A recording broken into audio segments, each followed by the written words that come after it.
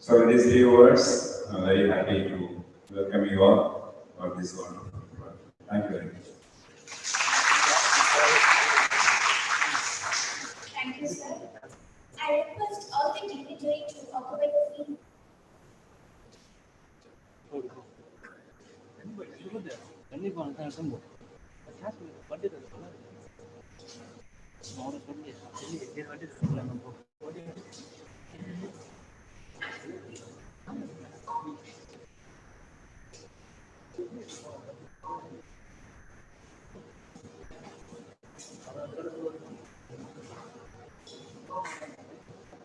I would now like I would now like to call Dr. Adivani, Head of the Department, Speech Language Pathology, to address the gathering.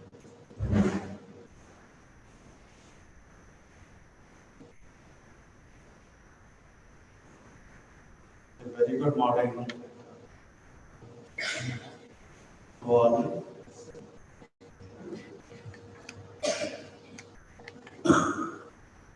Professor Rajan, the Director of School of Rehabilitation and Behavioral Sciences. Today's resource person and chief guest is Ms. Aditya, and the person who will be talking online on 2 to 3 Mr. Venkat Krishna from Malaysia. All my dear colleagues, students, and all the courses attending here to this very important function. Rajan sir has already spoken regarding the importance of argumentative and authoritative communications. There needs to be here more and more awareness among the professional, particularly the use for the rehabilitations, the purpose of communication development. We require such supports of these kind of aids and appliances. This is a very important area. Many people are not aware of it. It has been focused now worldwide. Those who is not able to develop some communication methods, how alternative methods can be used to develop the communications in the society and changing the lifestyles of persons with disabilities.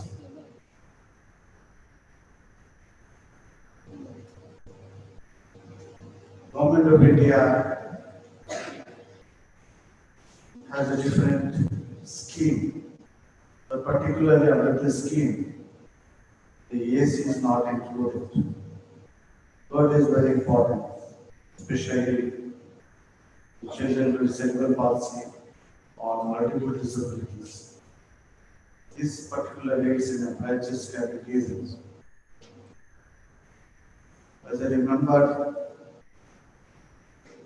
I was also one of the expert members under the Ministry of Social Justice and Empowerment, Government of India, where I have suggested that AAC can be given as a aids in the form of tab, where we can develop some software, language-based, culture-based software can be developed and be given as a tab, particularly as a teaching learning material for those children who need this support.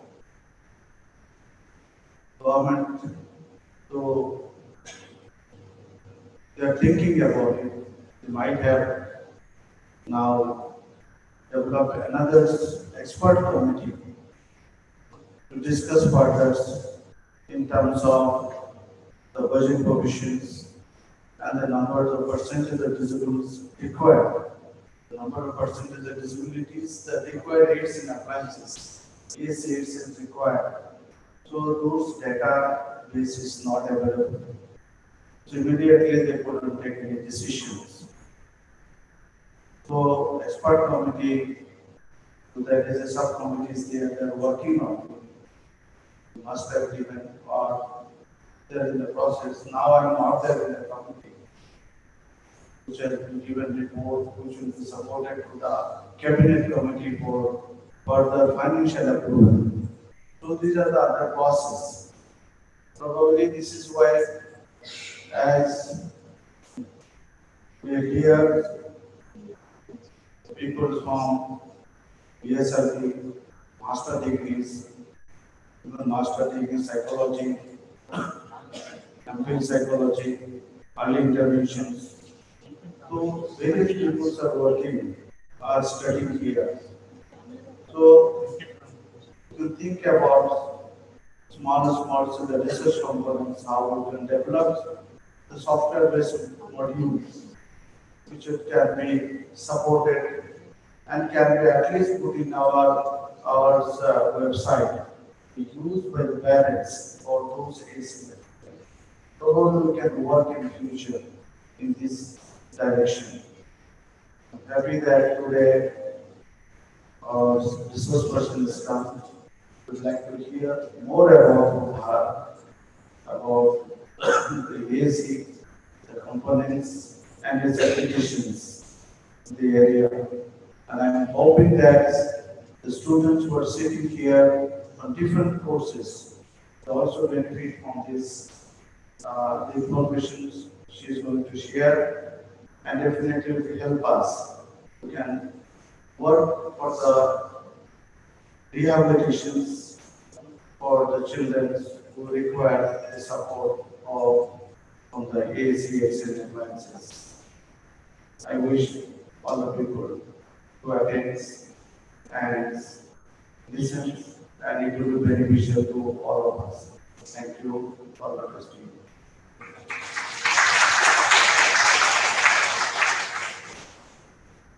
Thank you, sir. I would now like to welcome Ms. Arya Chitraketa. She is going to deliver a talk on the topic AAC for children with communication disorders, practical consideration and hands-on training. Ms. Arya is working as an assistant professor in the Department of Audiology and Speech Language Pathology at SRM Medical College Hospital in Chennai. She has completed her master's in speech language pathology from All India Institute of Speech and Hearing in Mysore, and she is currently pursuing her PhD at SRM Medical College, Chennai. Her area of interest include typical language development, childhood language disorder with special interest in autism spectrum disorder, AAC among others. She has around 11 years of experience in both academic and in clinical practice. She has many publications to her credit, and she is also a part of many research projects. Her research paper titled Language Profile of a Child with Visual Impairment, Challenges During Assessment and Intervention Process, and case study one of the best poster award at the ICA National Symposium at Mali. She is an AAC certified professional and has various other certifications related to the field. We are pleased to have you with us, ma'am. We now invite you to begin your talk.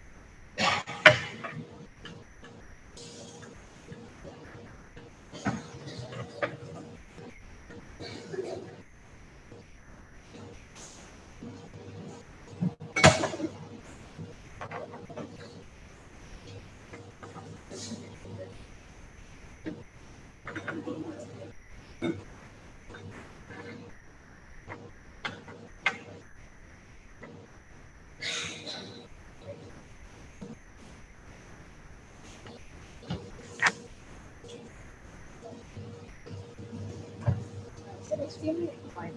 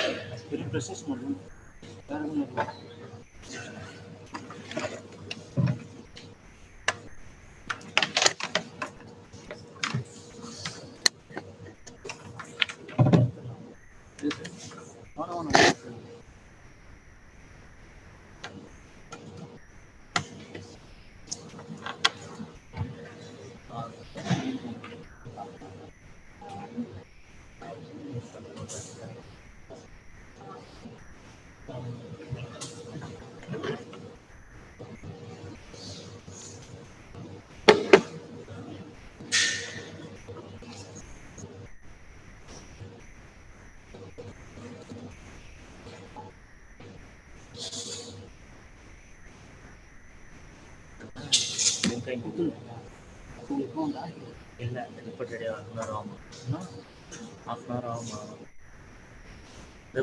உங்களுக்கு link output வரும்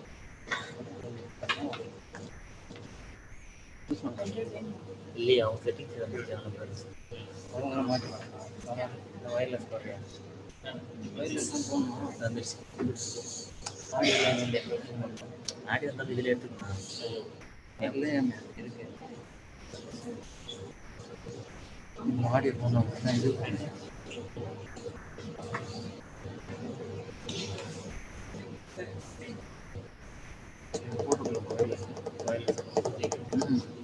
வேற எதுனா போட்டு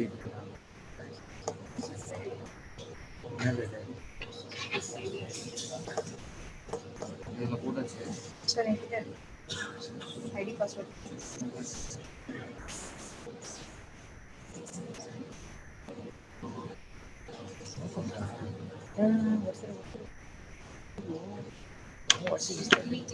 ஐயா வாங்கி கொடுக்குறேன் அவர் piece போட்டுக்கிறேன் 845 97 955 எங்கே போட்டுக்கிறேன் பாஸ்வேர்ட் 20 10 23 அந்த இஎஸ்பி கேபிள் இல்லை அதுதான் பிடிச்சி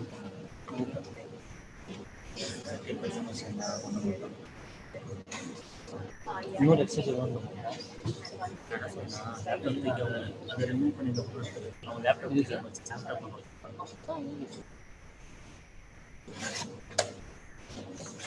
ஜாயின் பண்ணுறேன்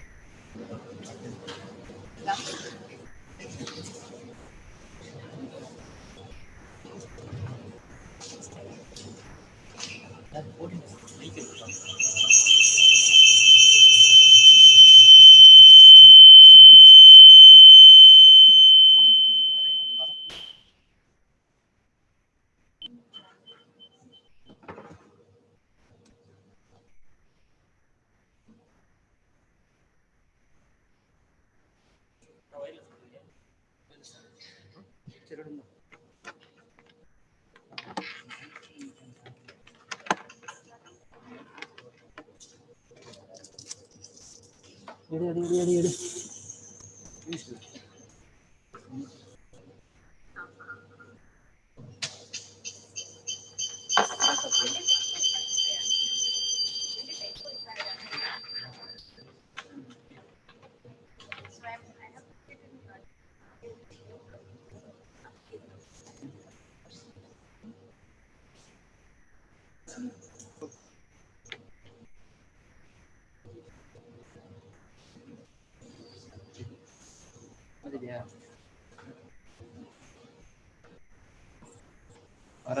வரேன்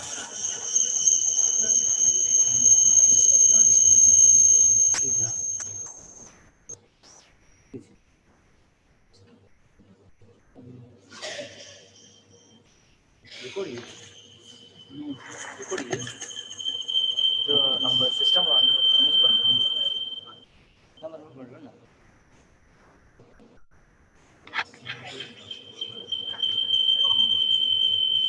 வால்யூம் கூட கட் பண்ணிட்டாங்க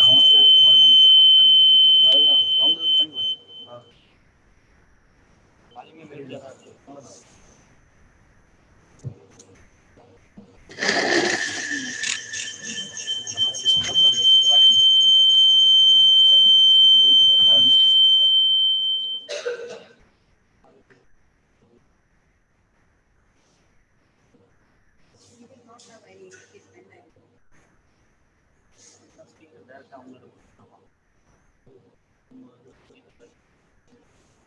கேமராவா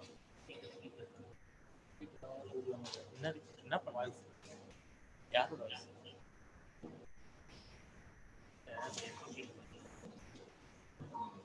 நீங்க இதுல room meeting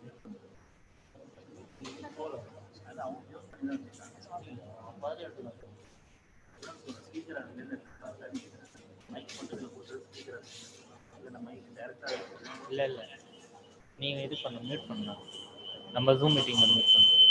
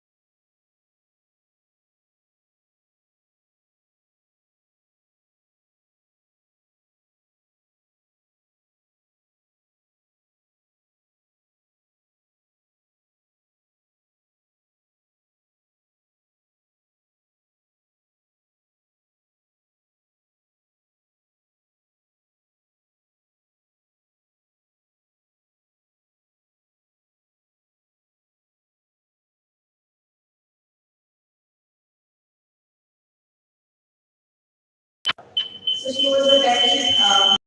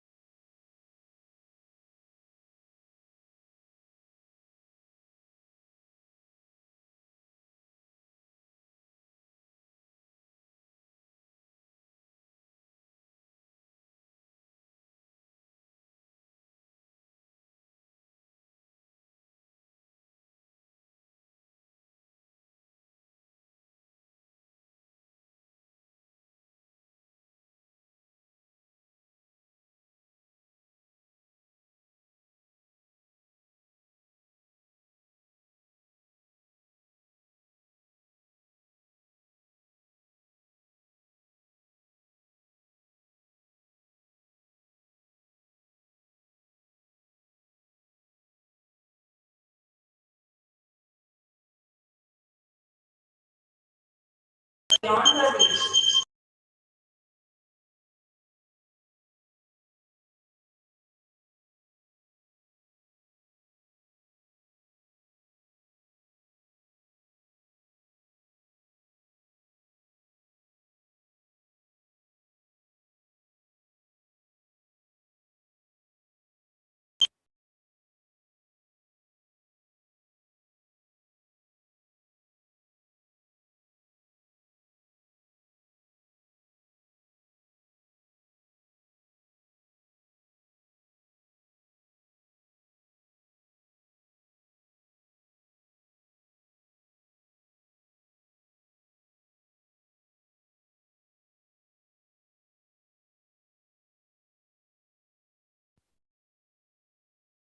Speech and rating device, and we could see a lot of improvement in her communication skills. Even the very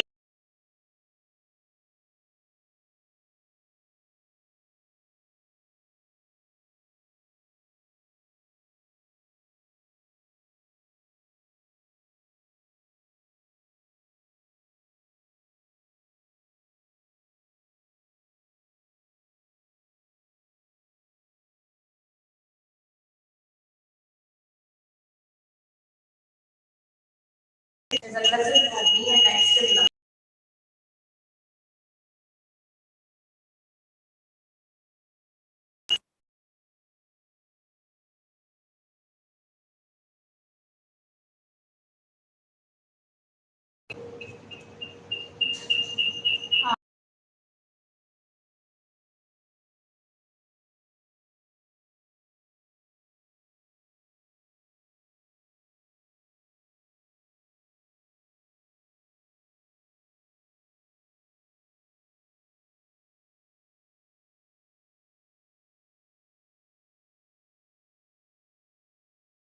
Yeah.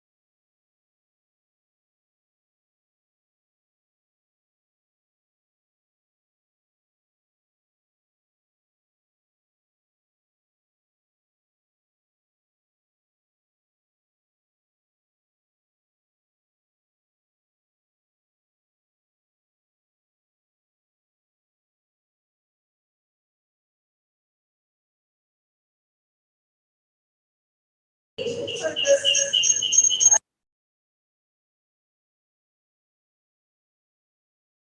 understanding and expression. We understand what the other was telling us, the communicating with us, and accordingly we speak to them or we communicate our ideas. Form of expression may include is it equity?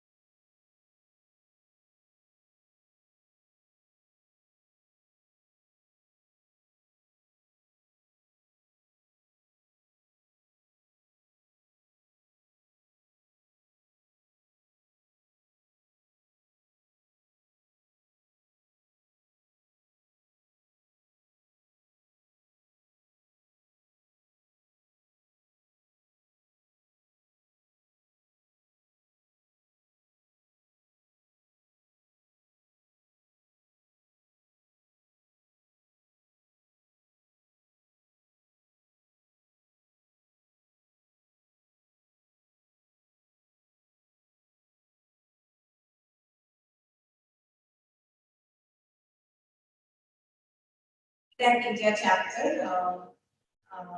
Yeah. So that AAC India chapter is now presided by an individual with Ms. Bhavana. She is a person with several parents, and she is now the president of this AAC India chapter. Yeah. So the AAC definition is that a set of tools and strategies. Sorry. Sorry, one second.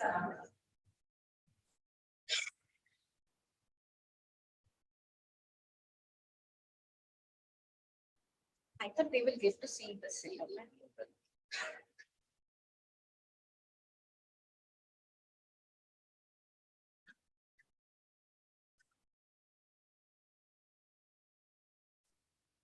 Unmute, ma'am. Stay mute. Stay mute. Mute, ma'am.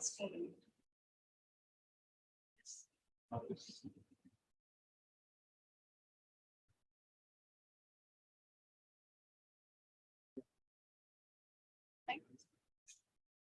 So it is a set of tools and strategies that an individual uses to solve everyday communicating challenges. The mode in which communication occurs is secondary. So the intent and meaning are understood by the communication partners. So the mode of communication can be speech, text, body language, touch, sign language, symbols, pictures, speech-generated devices, etc. Everyone uses multiple forms of communication depending on the context and our communication partner. So I like this definition because it has a little more information from the previous definitions. So it also talks about the importance of communication, the importance of communication partner, and it also emphasizes like a person can use multiple forms of communication. It is not just if we provide one communication mode, that is the thing which I or the individual has to use. So we can give whatever method, whatever means which are available, which are individual be able to use, we can recommend and so AAC intervention services and technology are part of habilitation and rehabilitation services and technology. So when does a person need AAC? So as I said earlier, when communication is affected. So in order to augment their natural speech production. Okay. When the speech is unclear or speech is emerging, and the user is not able to communicate effectively, you can give AAC to augment their speech. Provide a means of communication when other means are not available or diminished. Promote speech and language development. Address written communication or text needs when handwriting is impaired. Okay, so it is not only for communication that we use AAC. Okay. AAC can be used to build language skills for individuals. So most of are saying that okay, when I fail in everything, when I fail with my traditional approaches, then I will consider AAC. Okay, then I will give AAC to my family. Yeah, that is not the case. Okay, you can start AAC or you can consider AAC from the beginning of your assessment and intervention. Yeah? So, as the needs our primary focus should be on communication. Yeah. So, start AAC at the beginning, and you can build language skills in children with AAC. And also, it has greater implication in literacy training for children. For the individuals. You can use AAC to give literacy curriculums. So it has a lot of implications in an individual's life.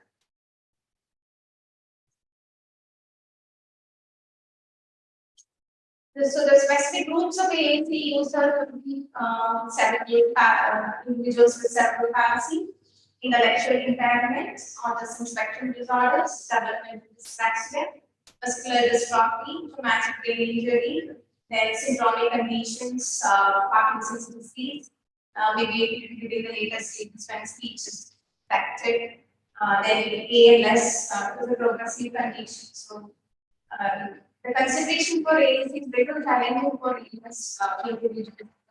The condition is condition get worsened and the disease progress. Then multiple sclerosis, dementia, deafness or hearing impairments, blind or visually impaired. So it has the AAC users or the candidates for AAC are individuals. Even those who had any surgery like glossectomy, tongue is removed or larynx is removed, laryngectomy patients. There also you can consider AAC even for AAC individuals. Directly increase the communication is effective speech is not helping them give them the power of feelings. So I think most of you are familiar with this, right? The types of agency, unaided, aided. So unaided meaning we don't use any technology there. Yeah, we use ourselves to communicate, our body to communicate. Yeah, I can communicate through eyes. How is the bee communicates? Yeah, bee communicates through a lot of body movements, expressions. Yeah, so that is again a form of communication. So sign language, it is sign language. So all those comes under unaided, right, where we don't require any special material or equipment, and we rely on the body awareness. Whereas aided, some form of technology is there, aided communication.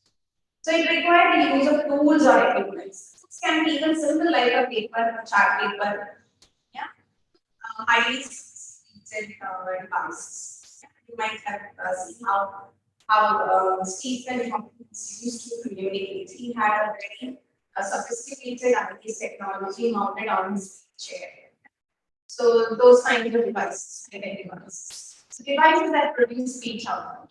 So communication, simple communication code doesn't have that luxury of speech output, but there are battery operated devices. There are softwares available which can be used for communication purposes. Then high-tech devices, dedicated devices. It is only solely for the purpose of communication. There are being made. Then, so it includes charts, assistive technology, everything that facilitates the purpose of communication comes under aided. So some of the types, as I said, the unaided can be gestures, signs, facial expressions, vocalizations, verbalizations, body language. And aided can be low tech or high tech, depending on the technology we use, can be classified as low tech or high tech. And the low tech features are PEX system, picture-based picture-exchange communication system. Like objects, photographs, writing, communication boards or books, everything comes under lower light technology. Whereas high-tech, speech generating devices, softwares, then these days we have these text-to-speech conversion, then text-to-braille conversions. There are many different apps. Even in Google, all these possibilities are there. Some of the low and high tech devices with this very simple communication mode. Yeah, here also this. It has both pictures along with the printed words, and it has an alphabets board also. So those who know how to spell, they can use this alphabet board.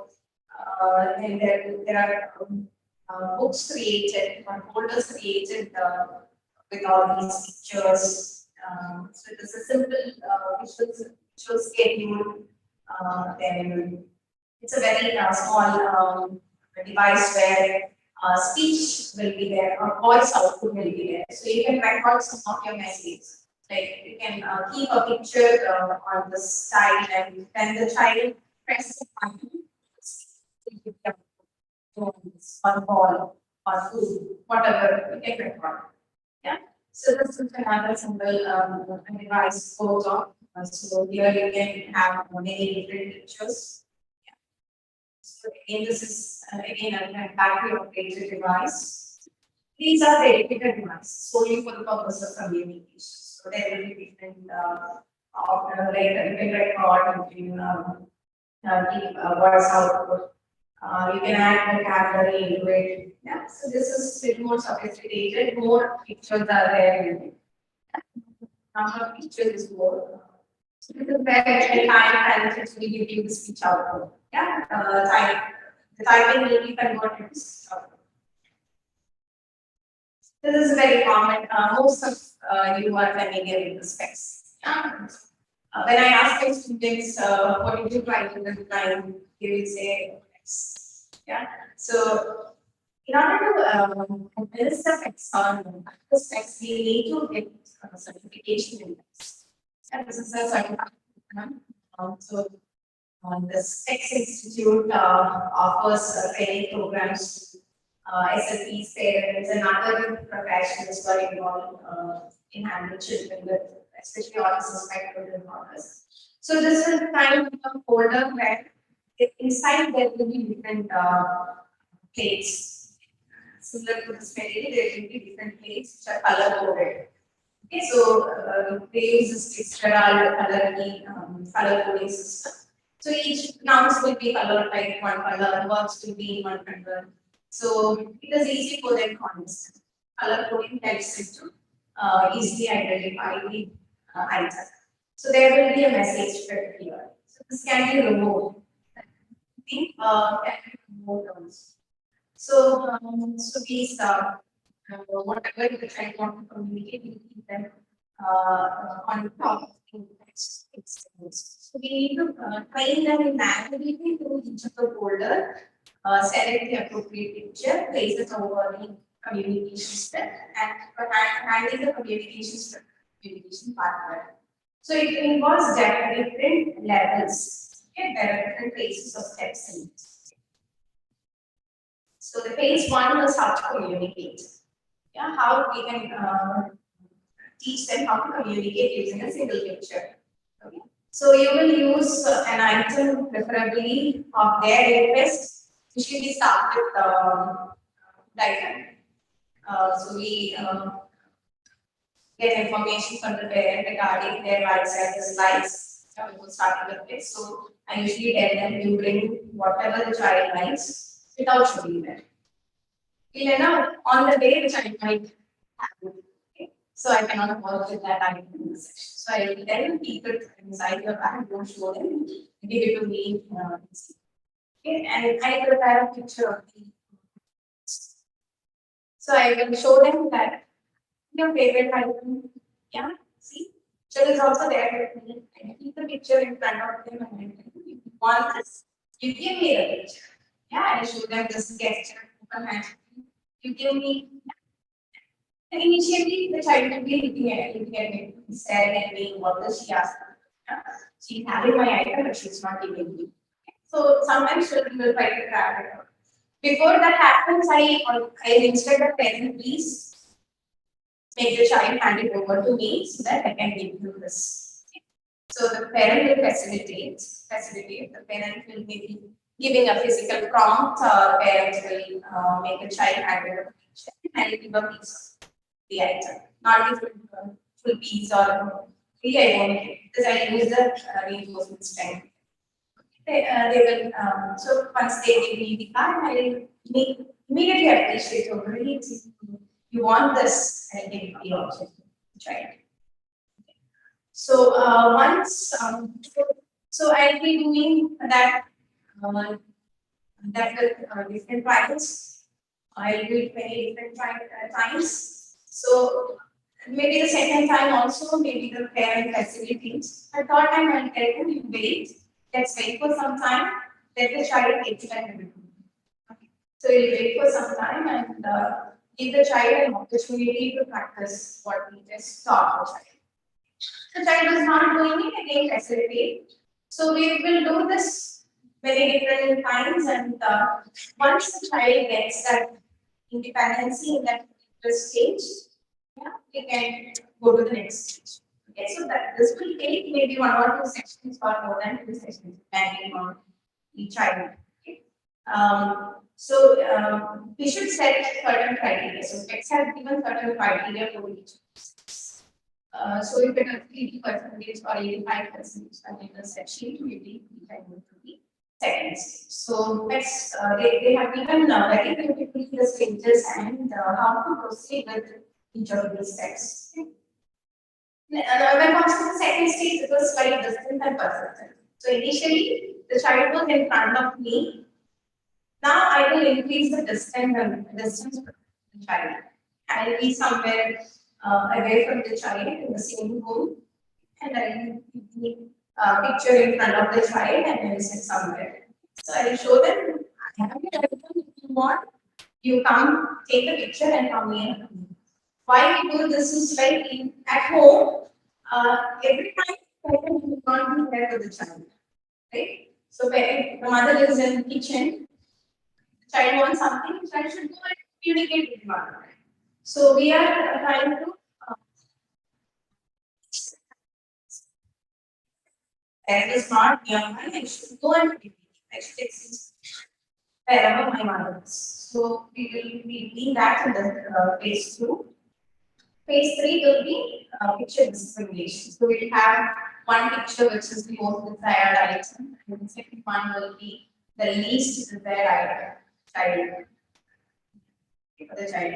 So the child will discriminate between the two. This is not something I want. I want the other. So we slowly add more pictures.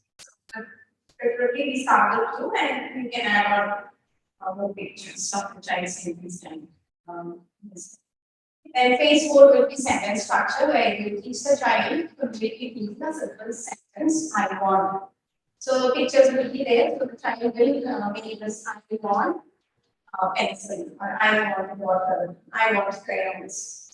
So you will have to teach the child how to communicate in a simple sentence. Then in between phase 5, there is attributes and mantle expansion. So, so this is a very recent addition of text. Okay, so in this stage, you will keep on adding more words, right? Adjectives, verbs, prepositions, all these will be added. Okay, so that you are working on language building as well. Yeah. Then phase 5 will be responsive requesting. So the child should answer to a question. So the clinician asks, what do you want? The child has to communicate, I want this. Okay. Or maybe the structured activity. So for example, it is a simple coloring activity. You are not giving color. Okay. But that picture is there on the desk. So you sometimes the child is saying, why is she not giving me the color? Okay. So it's child will get you. So that time you can ask, what do you want? What the child wants. So let the child communicate. I want crayons. Similarly, you set a parent also. This is the second. Then final case commenting. Okay, here you reach the client. Comment in response to questions like what do you see? I see the room. Or what do you hear? I hear that sound. Okay, so you teach the child awareness. Yeah.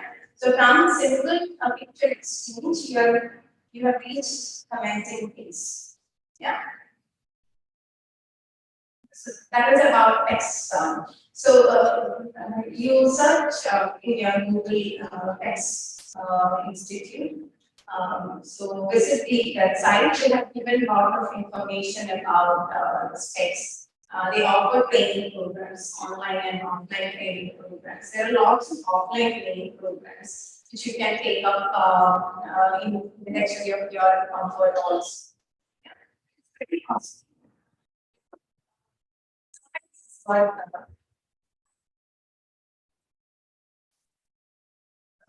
So I will not say that I use specs. Why? Because I am not certified in this. I have not taken any training. So I learned to school my reading and practice, watching videos and all. Yeah. So I say that I use principles of text. I follow the steps and principles of text in AAC. When it comes to AAC technology in India. Yeah. So we have Aavas, which is a software developed by Aavas. So it is available in both Android, iOS. You can use it in your mobile as well as in your tablet. Laptop or screen, whole screen is not mine.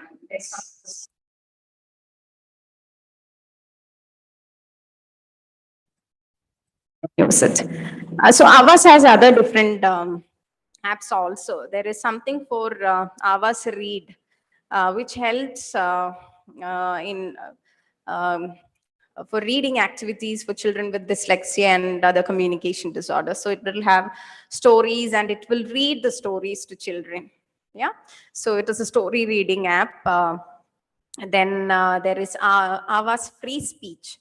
Okay, so this is Avas free speech, and it's not very clear. You visit Avas website; it is there. All the details. They have these demo videos available in the website. Okay, so this is very useful in building their grammatical knowledge, sentence construction, and all. Okay, so for example, there is a sentence. Picture will be there. They can drag the picture and create sentences. Yeah, so being sentence structures, grammatical aspects, this is very useful. So this is basically for literacy training. So it helps a lot in literacy training, especially for children with autism. Yeah. This is Avas software for communication. So we'll be having a demo of Avas today.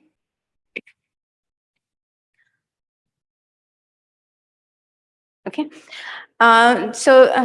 In India, so this IICP India, that is Indian Institute of Cerebral Palsy, which is an use lot of our AAC devices. They give training to children with a lot of AAC devices, and they have partnered with IIT Kolkata and even with Vidyasagar, IIT Madras and all, and they have developed few devices, indigenous devices there. Yeah, so you can see this device, which is Kathamala. Okay, the pronunciation is little different because it's a Bengali name. Okay, I can only pronounce it like Kadamala. Okay, yeah. So it is 16 message voca. So the voca meaning voice output. Okay, so you can see certain buttons here and certain grids here. So you can keep pictures in the inside the grids, and you can record the messages. Yeah, whatever pictures you're keeping, you can record the message, and when the client, the child touches that, it will give you the speech output. Okay, so it can record 64 messages. Okay, um, so both picture or word, you can keep it inside the grid. Okay, and they have this Gupshup album, which is a photo album. So inside there will be folders. You can keep photographs, and you can again record. Okay, so 10. There are 10 leaves with the album for inserting photographs, and voice output is there in that also. Okay, you can see some switches are here for recording and playing and all. So they have adapted, they have developed some adaptive toys and all. So so in IICP, most of the clients are cerebral palsied individuals. So they will be having motor restrictions. Yeah. So oftentimes they don't get that privilege of playing with toys. Yeah. So they will have contractures in hands. There will be dystonic movements, restricted movement, tightness in the muscles. So they won't get the luxury of playing with toys. So they have engineered some of the adaptive switches like this. Okay, so they cannot wind the toy and use it. So here you can see there is an adaptive switch connected to it. So when the child presses or hits that button, that aeroplane will move. So those kinds of devices they have created. Okay. Those are some of the pre-recorded AAC devices, this Gupshup and Kadamala, and they have some high-tech aids as well. Okay, they have a software for Indian picture symbols. Okay, so you might have heard of picture symbols for communication, PCS symbols, okay, which was by Mayer and Johnson, and it is available in board maker software, okay, which is which is little costly, yeah, and it is the symbols are not culturally, some of the pictures are not culturally appropriate to the Indian context. So IICP developed this Indian picture symbols, okay, which is they have the software also, the Gupshup software. So this Indian picture symbols are more like our Indian pictures related to Indian festivals, Indian food, everything related to India, okay, culturally validated symbols. So we can purchase this software from them, and we can install it in our desktop and create communication boards. So they use this very effectively there in IICP. Okay, they create communication boards, whatever materials they want for teaching in classrooms. So these special educators, they teach, they have an inclusive setup there also. So what they do is like from the nearby areas, they will bring the typically developing children to the classrooms, and they create a small inclusive classrooms. So there they use speech as well as different AAC strategies according to different child's needs. Okay. Then they have this Gupshup software. Again, you can create templates, you can create stories, you can create descriptions. Ellame you can do with the software. It's more like in culturally adapted to the Indian. Then we have already seen this micro switches and all. Okay. Similarly, in India, we have enability.in also. So they also develop these interface systems or assistive technology devices or adaptive switches and all for India. So they have this Kavi PTS, so which is a software which can be used for literacy training for autistic children. Okay, so you can create even stories, whatever materials to teach them concepts, language concepts. So literacy aspects, you can use this Kavi PTS. Then they have these adaptive switches, okay, accessories. So when there is no fine movement, fine motor skills, so they can hold the smiley ball, or simple pressing of the ball is required to activate the system, the software. Okay. Then there is Atiti, which is again an adaptive switch developed, I think in association with Vidyasagar. I'm not very sure. Then Jello. So Jello is also an app like Avas. So it also has, so you visit jello.org, you can download in your system and you can explore. Okay, so they also give certain free um, um, subscriptions and all. So there are different versions in Jello. So Jello Basic AAC Communicator, giving voice to speech. So you can see like there is folder like greet and feel. There is something related to daily activities, eating, people. Okay, then there is home. There are smileys. Okay, so this is Jello Basic. It has also Jello Customize, where you can customize depending on the user's needs. Then there is Jello Plus. So it is more pictures are there, where in the basic and basic it is only very few pictures. So this is something you can use with adults as well. Then there is Jello Care. Okay. So this is like for people with a certain loss of speech or hearing. Okay, so for them you can start with maybe Jello Care. You can try with this. Okay, then there is Jello Talk, which is a speech to text and text to voice conversion software. Okay, so whatever you type will be converted to speech, and whatever you speak will may be converted to text. Okay, speech to text and text to speech. Okay, In addition to this, the CDAC, Center for, I think, this Technology, so CDAC Government Institute, in Trivandrum, they have developed some, again, speech to text conversion software and text to speech conversion softwares. They have developed one software called Mitram, which was in association with SCT, Sri Chitra Tirunal Institute of Science and Technology, Trivandrum. So they developed a software for individuals with ALS.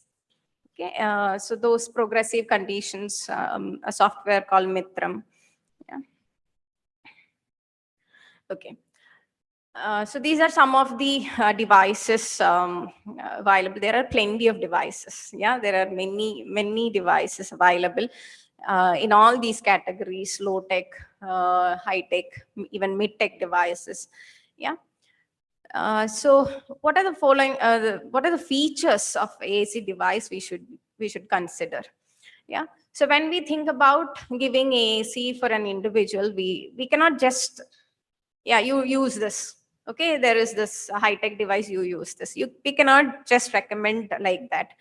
We need to do a lot of thinking, and with the client. Yeah, we need to see what is the communication potential of the client. Yeah, we need to assess their current communication skills, their language skills, what are the abilities in terms of speech, yeah, about their cognitive skills, motor skills. How are they, if we provide a system, how are they going to access these devices? Okay, is it through direct selection? They will be able to directly touch the icons, or directly able to hold the picture and hand it over? What is the access method? Or do they have any restrictions and movements? Do they require any other assistive technology in accessing the device which you gave? Yeah, so all those things you need to assess. And symbol system, what kind of a symbol system am I suggesting to the client? Okay, will my client able to use the symbol systems like those smileys? There are different symbol systems. Okay, PCS, then bless symbols. There are many different symbol systems. So what kind of a symbol system my client will be able to use? Okay, should I give, if it is an emerging communicator, a very small child, should I give a real object for the child, or miniature object for the child, or a picture of the colored picture of the child? Or is it line drawing of the item is enough? Or can I try with some other symbol system?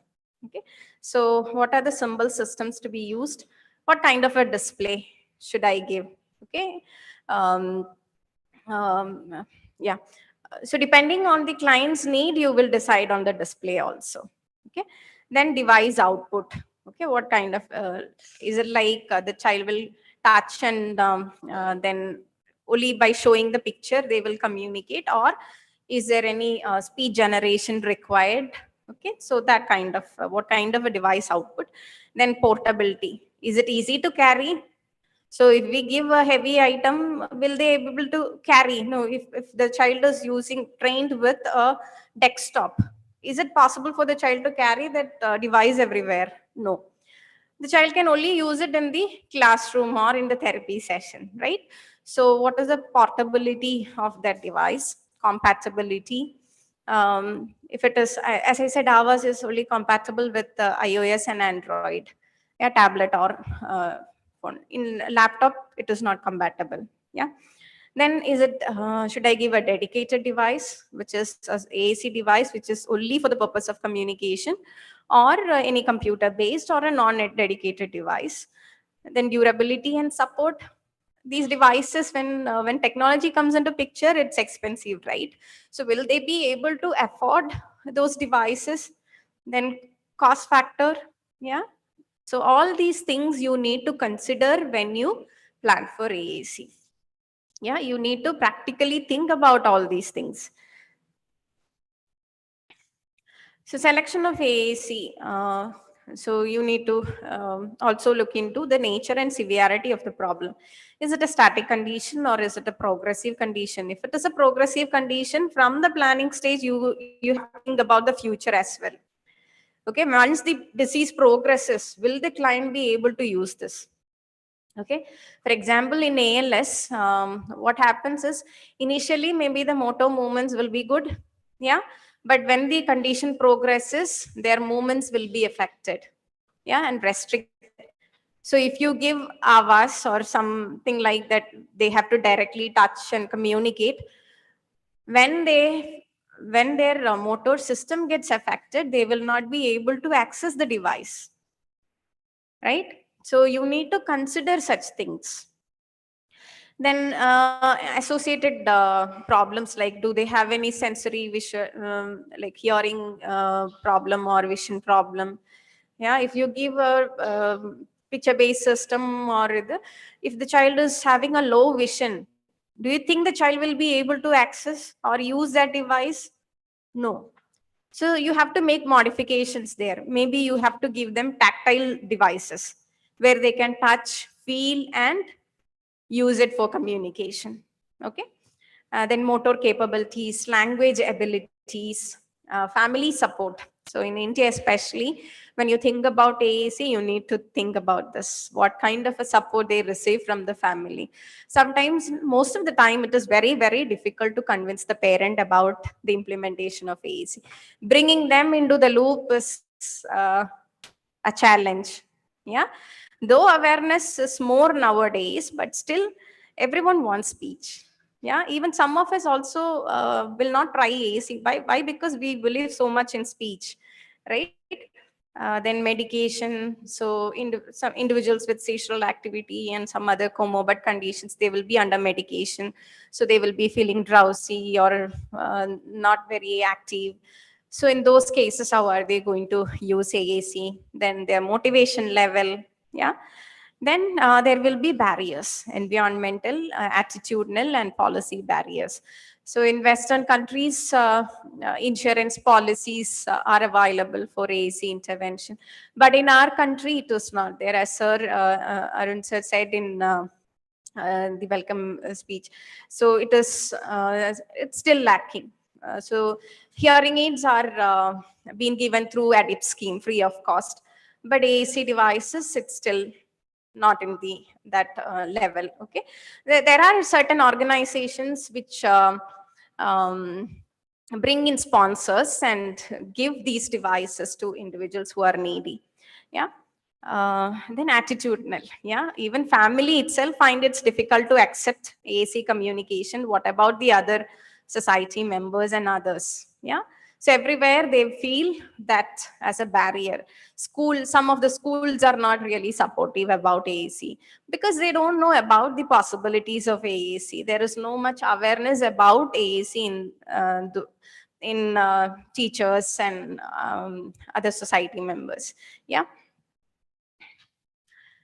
So when you select AAC, you have to do a lot of feature matching. So symbol features, linguistic features, voice output features, the display, operational skills, all these you need to be doing a lot of feature matching. What will best suit the client? Okay. So it is all, some of the times it is all trial and error. One system will fit one child, may not fit another. Yeah, so it is always specific to the individual child, and it is always trial and error. There is nothing wrong in doing that trial and error. Sometimes you feel that I am not very competent in AAC, I don't know much about AAC, how will I do it? I don't know hours, I don't know how to do that, how to select or navigate, how will I do that? It's all fine. We are all in that learning process. So we have to bring that individual also into that learning process. Yeah. So don't wait until you fail or until you get that motivation to use AAC. Try from the beginning itself and explore the possibilities. Yeah, so you need to look into their fine motor skills when it comes to the symbol size, the key guard. Maybe individuals with restricted motor skills, they may not be able to touch precisely on that small grid Yeah, for those individuals, you need to give a bigger grid, a large grid, a bigger picture size, so they can somehow access it. Yeah. Then vision, as I said, if vision is affected, you can give some braille systems, or you can give tactile systems. Okay. And display, whether it is going to be a fixed display, only 16 pictures in one grid, or is it like a dynamic system where it can be changed? You can scroll down and change into different folders. Yeah. Then the vocabulary. What kind of vocabulary we teach the children? We are so focused on nouns, right? We think that nouns will serve the purpose of AAC. If we teach them nouns, so most of us follow this, okay, teach the lexical items. Let's teach fruits, vegetables, common objects. So we tend to focus more on these nouns. Okay, but communication, if we give only nouns, communication becomes limited or restricted there. Yeah. We use other word categories as well, verbs. We use articles, prepositions, conjunctions. Yeah. So all those has to be trained. We have to teach the child all those so that they can be effective communicator. Otherwise, at one point, again, we will get stuck. Okay, the child will only communicate using single pictures, which are very concrete nouns. Yeah. So their communication is going to be limited there. Yeah. Um, yeah. So the core words and the content vocabulary. Is it nouns we are going to give them? Initially, maybe for an emerging communicator, for a very old child, maybe we start with maybe nouns, but later we should start giving them core vocabulary so that they can communicate effectively. So we will be discussing about the score when we come to the hands-on. Yeah. Yeah. Yeah. So for a success, to become successful in AAC, or if we want to get a good outcome in AAC, what are the things we need to be very careful, or we need to consider? Okay, there are many considerations, but these four are kind of pillars for their successful outcome in AAC.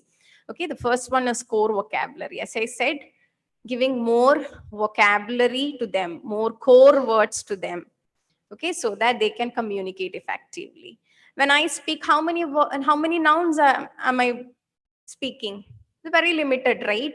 I use lots of like articles, verbs, adverbs, so many things I am using, but the nouns are limited.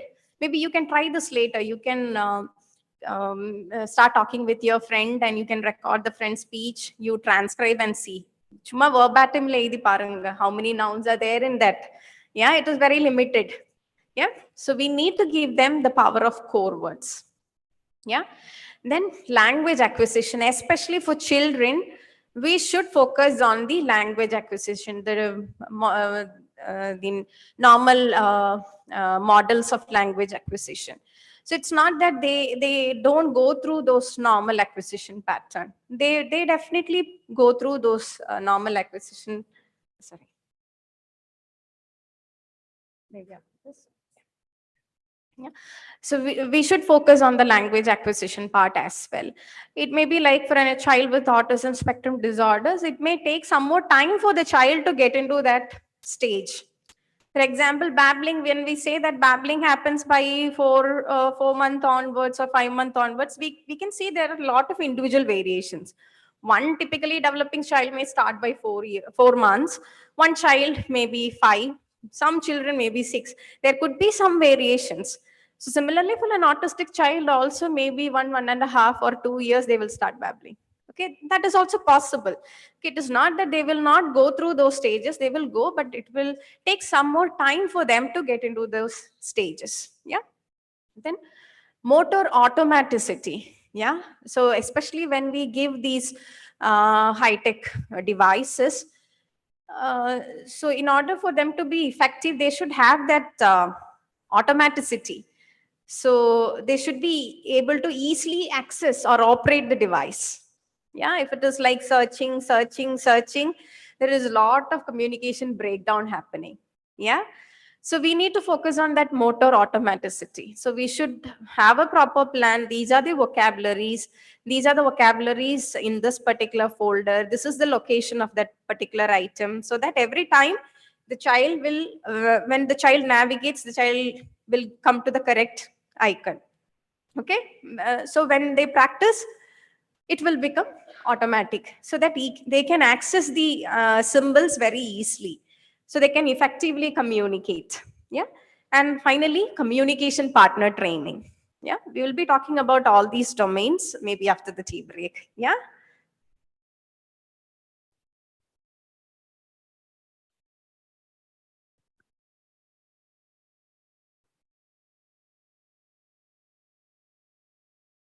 Thank you, ma'am. Now we will have a short break. I request all of you to be back at 12 a.m. Sorry, 12 p.m.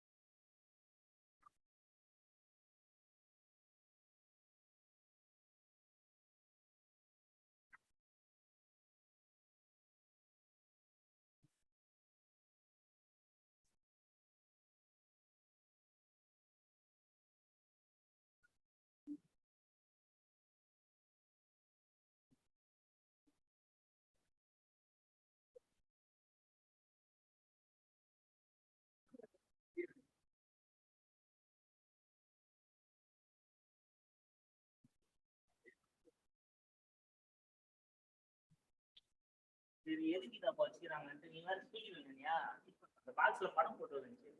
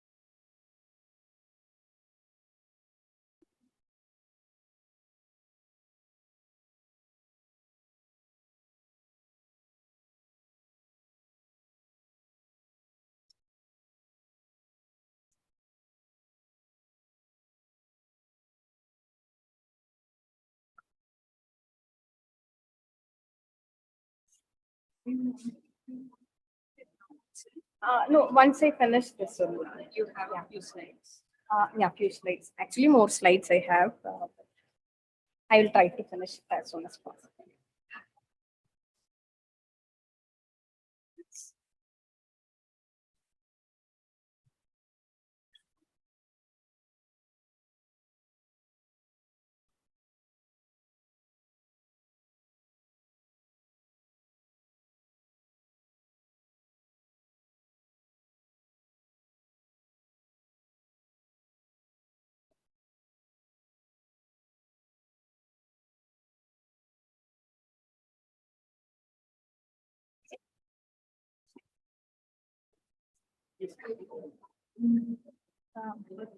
So ours is in this tab. So is it You possible just to connect mirror? this here. ma'am. அவ்வளவுதான். You guys will actually Yeah, this is the, you just connect it. they will be coming back, right? Yeah, it's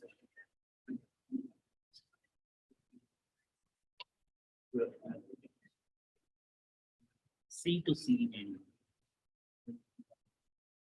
the C type use type. No. A type. C to C.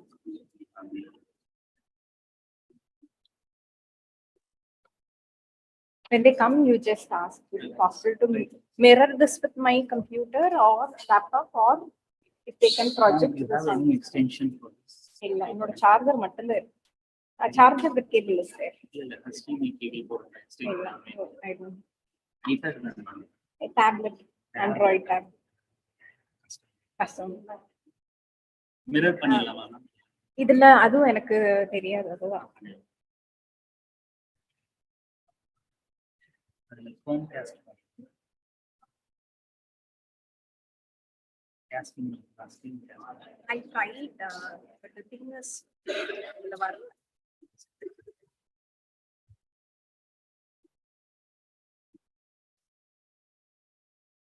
Can you check with them? Maybe they will be doing it better. Mostly பண்ணிருக்கேன். It doesn't have a SIM or either, so. That's no problem.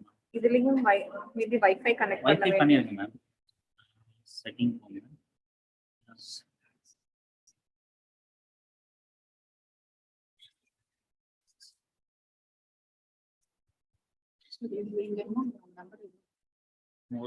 வருவாங்க நான் connect பண்ணி கொடுத்துறேன். நான் just type from 1 to 0. 1 to 0 ma'am. 1 2 3 4. Yes ma'am.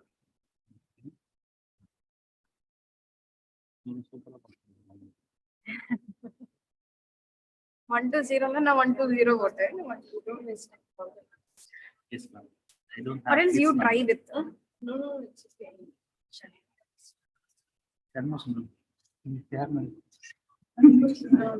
Maybe you keep it with you and you try. I'll start it.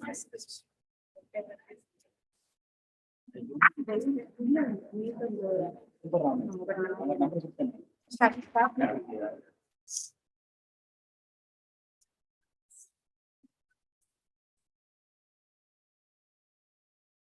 Hi, I hope all are back after the refreshing tea. Yeah. So let's look into each of these domains.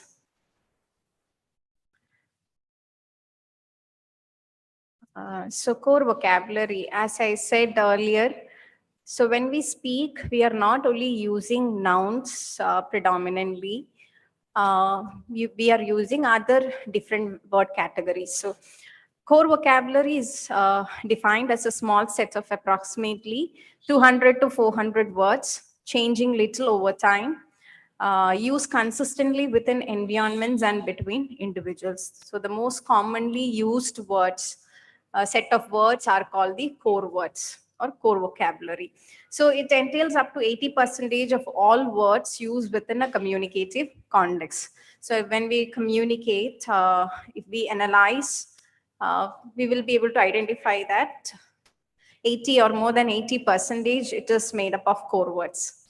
Yeah, the noun categories will be very less in it. Okay.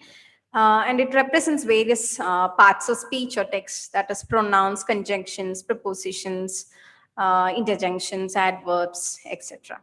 So the core vocabulary consists core vocabulary consists primarily of function words, which stand in contrast to those that are more concrete or content words. Uh,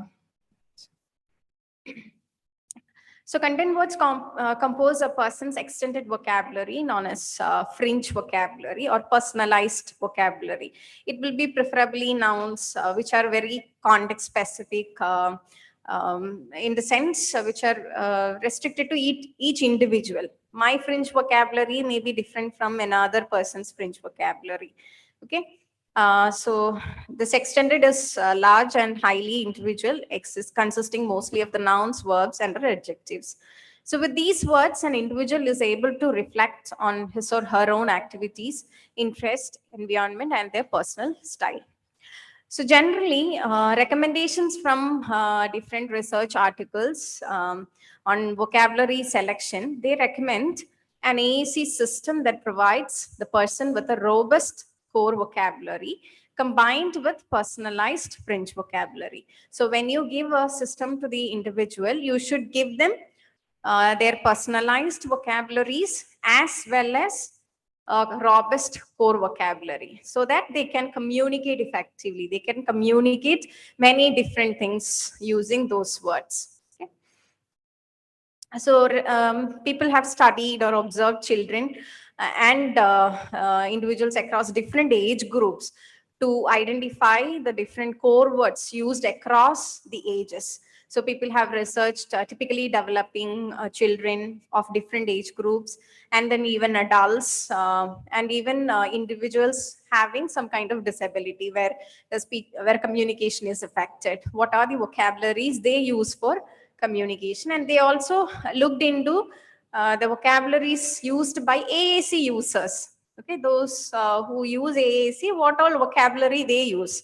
Okay, one such study is this Banerjee study, which was conducted in 2003, where they observed 50 toddlers between the age 2 to 3.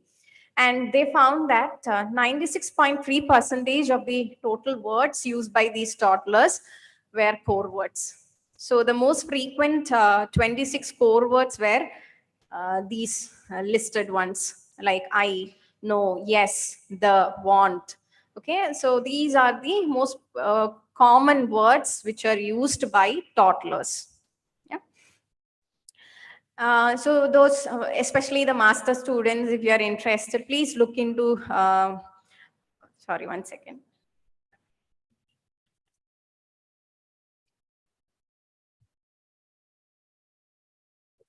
Yeah, there is something called Project Core. If you Google it, you will get this Project Core. Has all the studies related to this core vocabulary, all the research that has been carried out in terms of core vocabulary is there. Okay, so they try to identify a universal set of core words. Okay, so which can be used by everyone. Yeah, so and they identified these sets of words. These are, I think, maybe first 30 or 35 words, I think. Yeah, 30 words. Okay, 36 words. Yeah. So there are still other core words also. These are the top 36 words. Okay. So which also has the same Banaji word list, even the other words also it is there in there. Okay. So these are the words even an adult also uses, right? They also use these words. So why core words is because it is consistent. It is consistent across population. Even toddlers, adults, AC users all use core words. We also use core words, and it is consistent across places. Even these words will be consistent across school, home. எங்க இருந்தாலும் we will be using these words irrespective of the place or irrespective of the topic and activities that we do. Okay. So provide language-based communication, not need-based communication. Okay, whatever the need-based is also important, but at the same time, you should focus on language-based. Our goal is not only to give a means of communicating their basic needs. We want to build up their language skills, right? We want to build up their language skills. We want to give them the literacy training. So it is very essential, and we want them to be an effective communicator. Okay, so for that we need to focus on a language based communication system.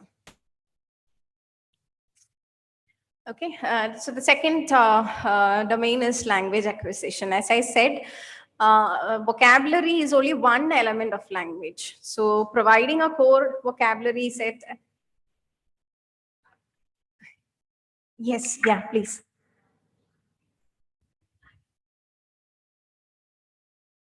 Need based is more like what are the basic needs of the client, maybe to indicate the basic needs like toilet indication or food. So we are restricting their vocabulary there. Okay, if we give a system where only those needs are there, only they can indicate the basic needs, it is limiting. Communication is beyond that, right? We talk about 10 different things, we communicate about many different things, our ideas, thoughts, many things. Okay, so if we give a need based system, we are limiting their communication. So we want them to communicate like us, right? They also have thoughts, ideas, everything, feelings, emotions. So we want them to communicate everything. Okay, in order for that we need to give them a robust language based system so that they can communicate wide varieties of sentences, many different topics, emotions, etc. Okay. Yeah. So vocabulary also comes into this language part, but it is only one element of language. Okay, so basic systems provide core words, then robust single word vocabulary to allow for snug. Snug meaning spontaneous novel utterance generation. So it is not like we give them always a pre-stored messages. Okay, maybe for an emerging user or when we yeah, sometimes we give pre-stored messages to an individual. There also we are limiting their communications. They can only communicate those messages. I want water, I want food, I want to go to toilet. It is very limiting. Other than that, they are not able to communicate with that pre-stored messages. Yeah, so we need to give them single word utterances so that they can combine the symbols together to form different sentences and different things. Okay. Then complete morphological system. So always we some of the systems will have only, for example, eat, drink. Okay, these ing forms. Maybe in the initial, even for a typically developing, initially they learn to say eat, but later they have to learn about eating also, right? So we need to teach them all those morphological system as well. Yeah, it is not that we provide only like um, words, but words in different grammatical aspects also we need to teach them. Yeah, then provide opportunity for a genuine spontaneous communication. Yeah, so include them in all the communication aspect, give them opportunity to communicate with us. Yeah, so we need to identify the individual's current level of language functioning, enable the child to meet immediate needs, have a long-term plan for language development. So we need to presume potential.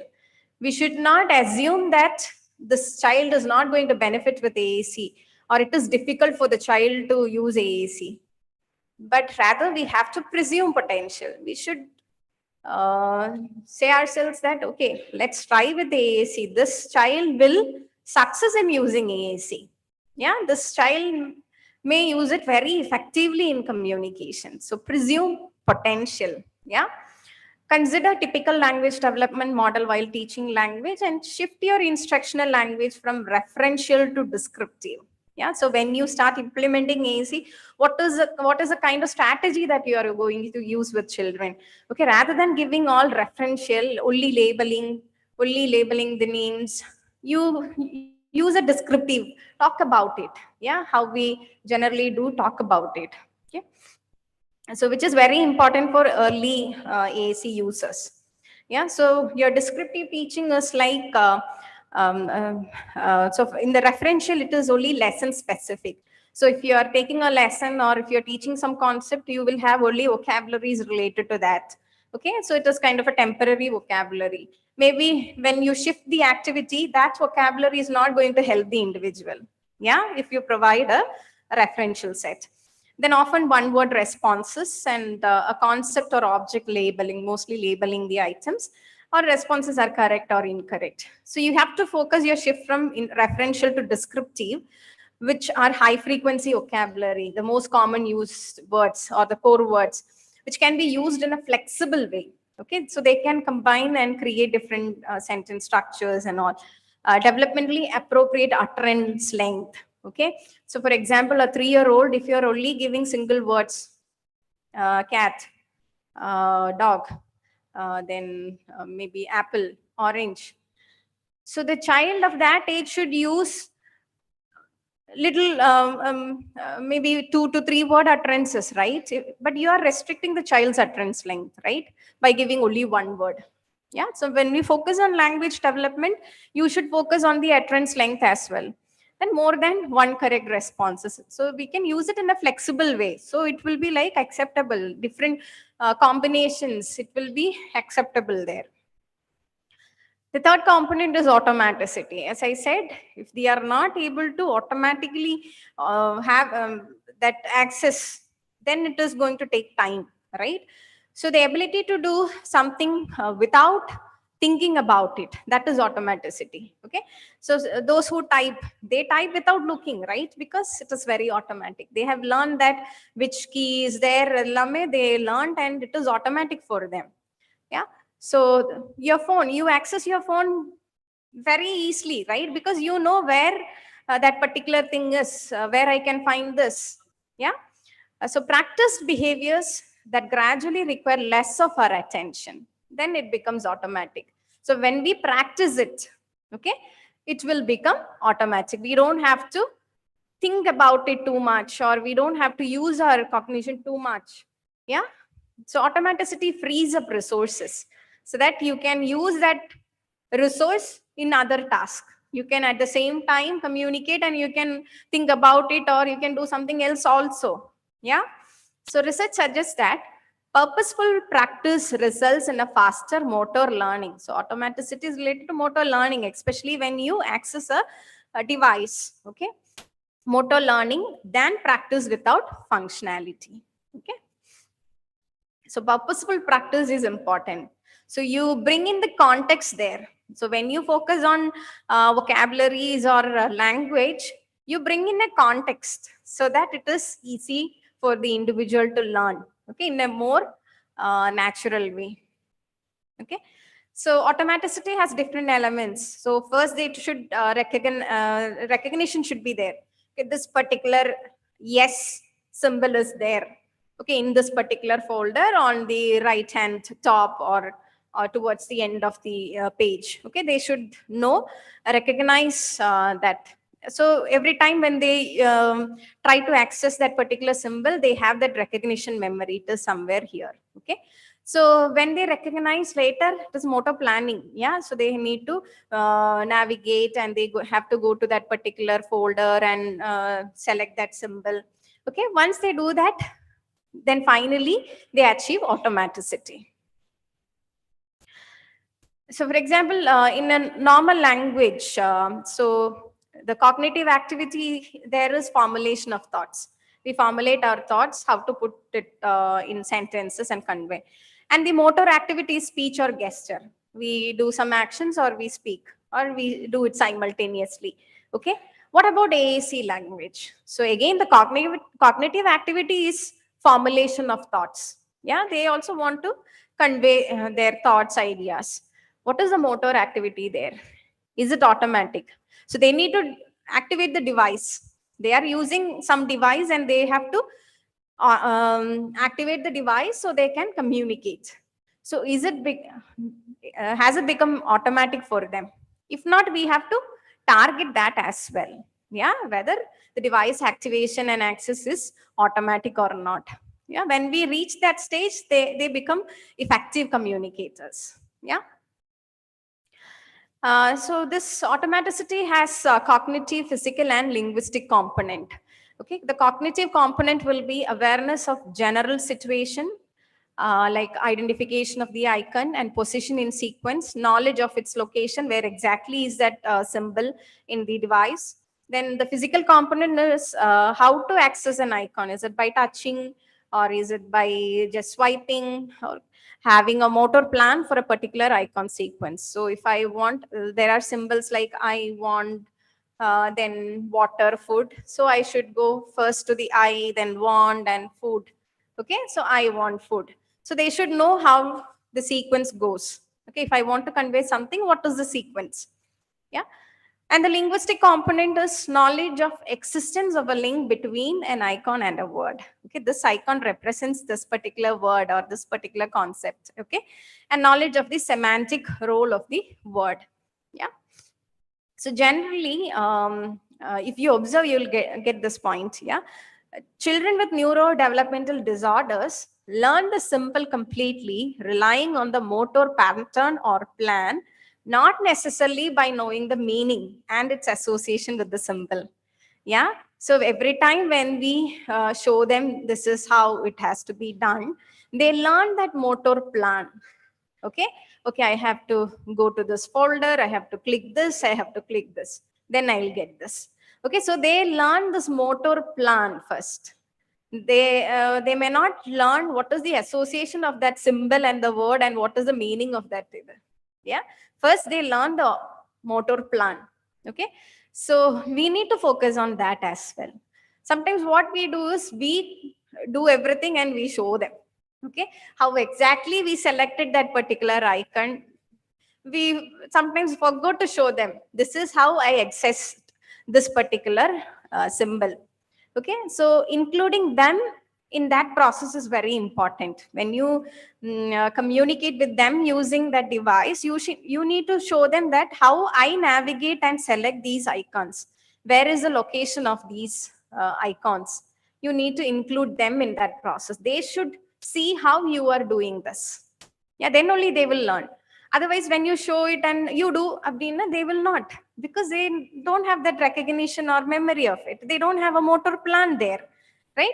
So similarly, when we work on speech, we focus so much on the motor plan, right? Similarly, in this also, AC also, we need to focus on the motor plan. Yeah, the final component is communication partner training. So who are these communication partners? So there are individuals familiar with the AAC user. Okay, those are the familiar partners or family members, mostly the parent, immediate family members, siblings. Okay, sometimes friends. Yeah, then there is unfamiliar communication partner. For example, someone they met in the hospital or in the shop. Okay, they are unfamiliar communication partners. And there are facilitators for improved use of AAC. For example, SLPs. Okay, SLPs or special educators or teachers, they become facilitators for that child. So there are different categories of communication partners. So we professionals are also communication partners for the child. So people have observed the characteristics of a good the positive characteristics of a familiar person. So they have to be very patient in listening. Yeah, spend time with the AAC user, know how to ask and clarifying questions, know all about the AAC user's communication modes and accept them when necessary. have expectations for communication, know about the AAC system, and know how to incorporate fun activities when you work with individuals with AAC. Okay, so the familiar person should be knowing all these things. Okay, so you need to reflect on the communication partners, the familiar partners of your clients. Yeah, the parents, especially the parents, are they falling in this category? Okay, are they having these positive characteristics?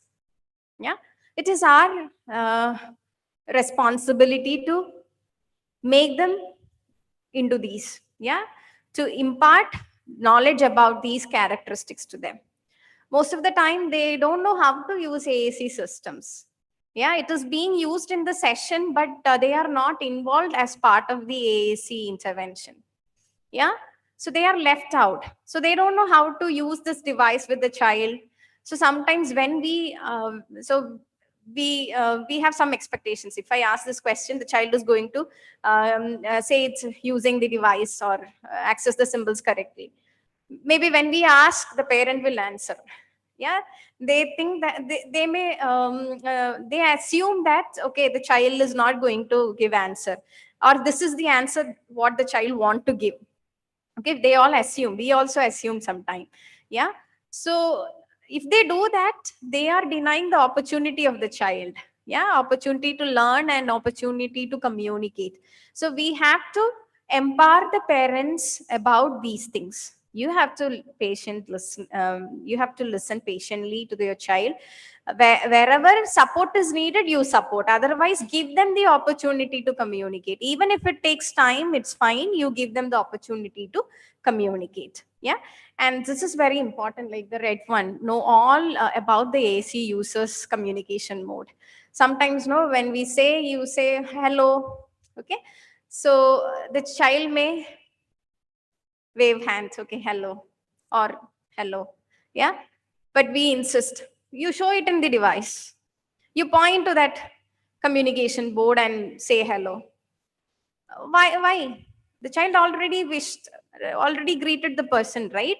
That is the communication mode the child is using or aware of.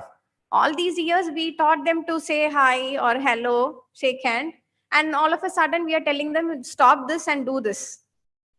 So that again is a communication mode of the child. You respect that.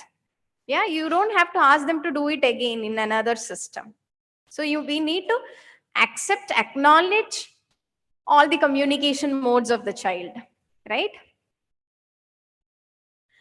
So communication partners should presume potential. That means expect that the individual can learn and will benefit from AAC. Presume potential. You will be hearing this in many different contexts in the field of AAC. Yeah, presume potential. Then give adequate time, waiting time if they need. So if processing time or waiting time is required, give that. Do not interrupt. When they try to do something, do not interrupt. Yeah, that is a common mistake we do. Yeah, we try to interfere or interrupt and we try to do it. Yeah, and ask open-ended question so that we facilitate their communication. Yeah, they can use the language skills they learned. Yeah, we have to ask open-ended questions rather than some closed-ended questions, like where they have to say yes or no or one particular symbol. So rather you ask an open question about it. Okay, then expect and plan for participation using the AAC system across the day. Yeah, across the day many times model, yeah, model how to use AAC, or model how to use language. Okay, and use aided language stimulation. Okay, so aided language stimulation is the process of modeling AAC language in everyday setting. So I'll show. So yeah. So in the first picture, for a child with during the spoken language development, the input that we give to the child is spoken language. We speak to the child, right? And the output is the child will speak. We get spoken language. But what happens with children with communication problems? Okay, we are giving spoken language input, but they have a genuine difficulty to come up with speech. Yeah, so if we still continue to give them only spoken language, they fail to come up with an output. So in AAC, we need to give them, so we cannot expect aided language from spoken. Yeah. So when we use when we use AAC, you give input in the form of aided language. You use the device and show them how to communicate using it, yeah, how to use it. Then only the child will learn that, and we get aided language as output. Without we being using the device, we cannot expect the child to use the AAC device. We need to show them how to communicate using this. Yeah. And model language. So there is no necessary that they have to imitate us.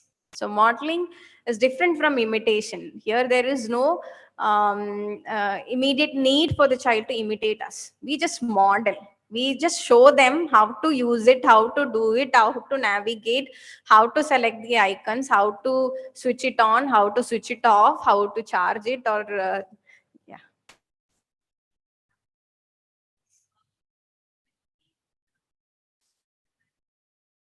We have to use both. So spoken language plus the device. So we can normally speak to them, and we can at the same time use this also. Yeah. So when I say that, okay, let us find this vocabulary.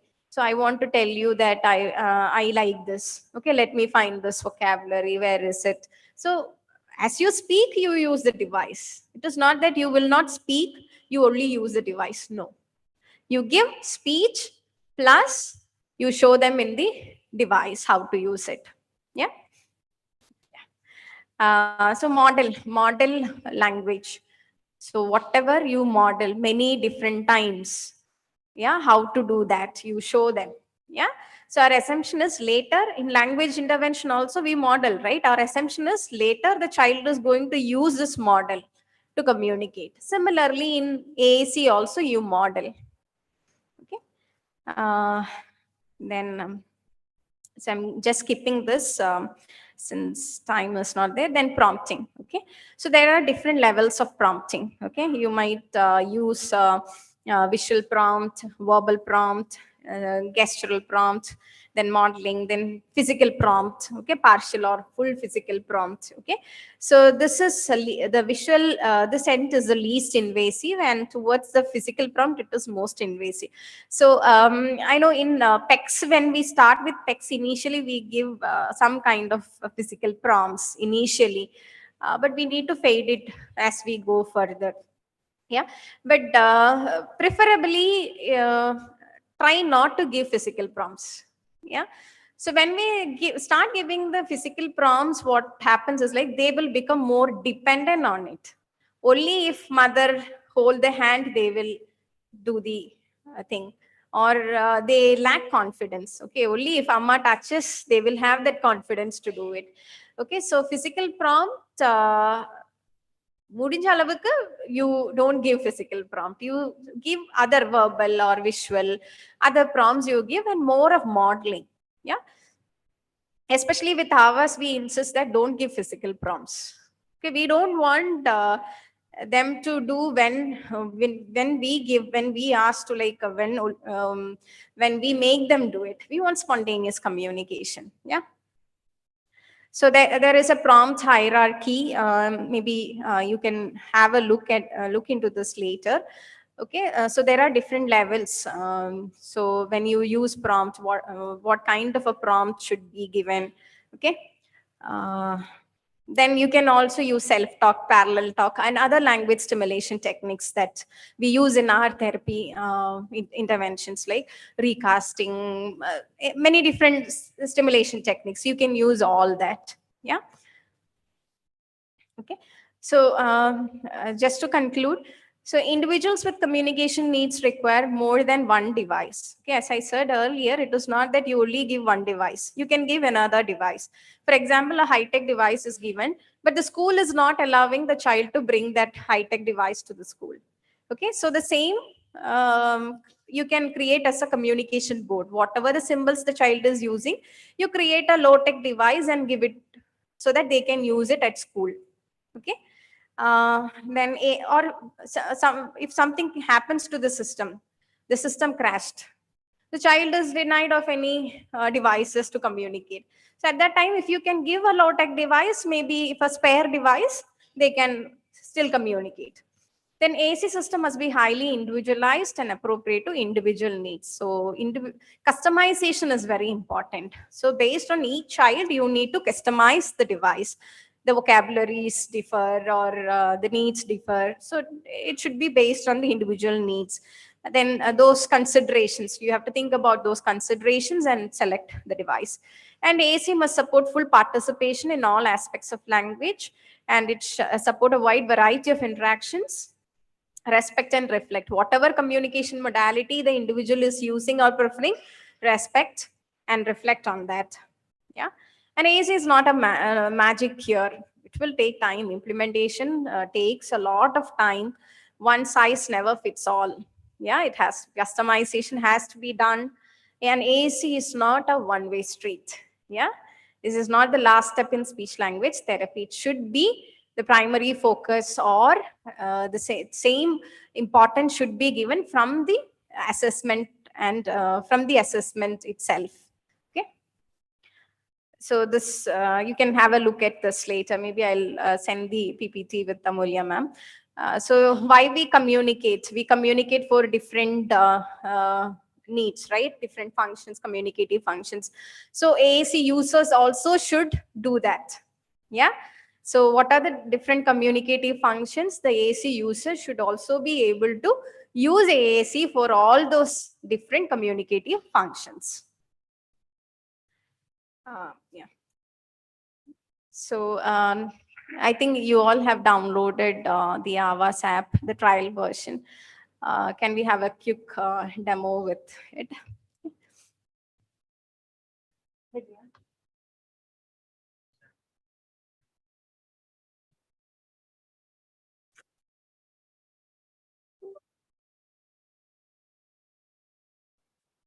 Okay.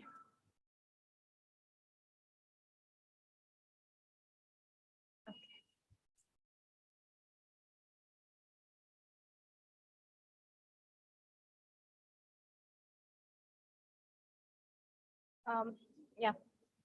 So this is the this is the home screen of Avas. Okay. So this is my home screen. So can you all you can look into your registered Avas trial version. Yeah. Okay. So you will see different folders here. So you will see this is actually a basic folder which was renamed as one of my client. Yeah. Then 2 will be advanced version. Okay. Then there is another folder. So when you see on top of each folder a line, a dark line, it indicates that it's a folder. Okay. For example, when I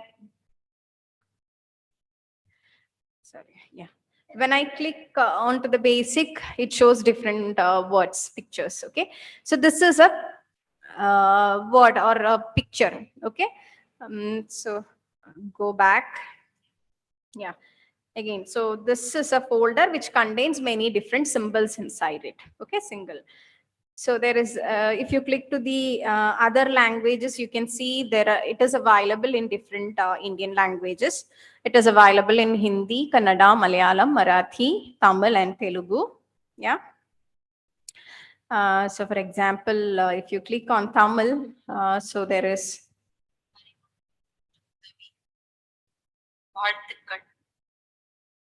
Namaste.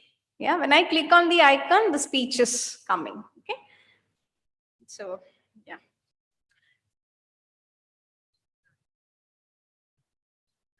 Yeah. So it is available in these different languages. So you can see there is a keyboard here, right? Sorry.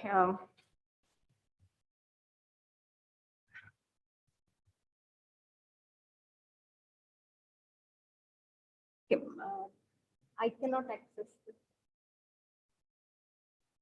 When I show, yeah. Sorry. Okay, you can see on the top a keyboard. So when you click on the keyboard, QWERTY keyboard will come. Okay, so it has picture as well as keyboard. Yeah, so if you want to work on maybe literacy skills like spelling, so you can, or if they are able to communicate by typing, okay, you can even consider this for an adult. Okay, so if the adult knows how to type or type words, they can type and communicate. For example, I, so it has predictions. See, you can see when I click on I, the predictions came like I, in, it, is, off, so that I can select from it. Okay, it. Okay, so you can use the QWERTY keyboard. For children, initially we use the picture version. Okay, and so wherever these symbols come, this white area, okay, that is the message strip. Okay, the message tab. Okay, when you click on it, it will speak. So I have selected that. Namaste. So if, when I touch on the message strip, it will speak. It will give you the output. Okay, then you can see speak. So when I put all the messages and when I click on speak, it will give the speech out. It will read the entire messages. Okay. And there is a delete option. So when I hit the delete, it will delete one by one. Or when I hit clear, everything will be cleared. Okay. From the message screen. Okay. Yeah. Then on the other end, you can see menu. When you click on menu, so you can see edit word search, setting, tools, support. Okay. Volume up, down. You can mute it. If sound is not required, you can mute it. Okay. So, so when you go to settings, okay, you can see the subscription details, your account details will be there. Then the picture setting. Okay. So message box is required or not. Okay, that message box is gone now. Okay, if I don't want that, I can hide it, or when I click on it, the message box will come. Or pictures in message box. Okay, so when I click, okay, when I, picture is not coming. Okay, I have restricted that, only word is coming. When I clicked on I selected this I, but only the word is coming. Okay. So in the setting, I have changed pictures in the message box. Now again, I change. So when I click, it will come. Picture also will come. Yeah. Then pictures per screen or the grid size. Okay, if you click on that, you can see very small pictures. So if I click 77 pictures, so in one screen, you can have 77 pictures. The symbol size will reduce. Okay, the grid size reduces. Or small, 60 pictures per screen, or 40 pictures, 24, 15. With children with low vision or having any problem with their vision, you can have larger pictures. Yeah, only 8 pictures per or large, or only 2 pictures, extra large, right? See, only 2 pictures per screen. Yeah. So ideally, when we start with uh, this ideal is 24 or 40. Okay, higher grid size. Why? Because there will be more vocabulary for them to communicate. Yeah, rather than giving only 2 or 4. If we give 24 and above 40, it will be better. So there are many different vocabularies so that they can access. Yeah. And it will, if we give that, that automaticity will also be enhanced, because that picture is going to be there all the time. Okay, so when we practice, that automaticity is also facilitated. Yeah, so that option is there. Then text size, you can reduce or increase the text size. If you want the text in the above the picture or below the picture, you can change. Above or below, there is option, you can change that. And then Then prediction, whether you want the prediction or not. So when I clicked I, all those words starting with I came in, right? So prediction is enabled here so that it will predict, so that it is easy, so that I can access from that. It's very easy. If you don't want prediction, you can switch it off also. Yeah. Uh, yeah. Uh, okay. There are many other things also. What to speak? Audio setting la pona. This voice, which voice you want, you can the default voice venuma or the English version venuma. So you can change the speech testings. Then what to speak. So there are a lot of options there. Whenever you get time, please explore and find out. Okay, so if you explore, you will get more hang of it. Yeah. uh, then another thing I want to show is like edit words. Okay. So I will change the grid per screen. Okay, I'm going to set 40. Then okay, it's clear. Yeah. So I will go to one of my client. Okay, so one of my clients folder. Yeah, this is the vocabularies we have put in for his usage. Okay, so based on the inputs from the mother and based on his routines, we had put the vocabularies needed for him. But still, there are more words we need to add for him. Yeah. So there is word like I want. So this is like okay, I want water. Okay, when I speak, I want water. I want water. I want water. Okay, so if I so clear. Clear. So we have added the speech therapy. So basic things like what he needs on a day-to-day communication, we have added.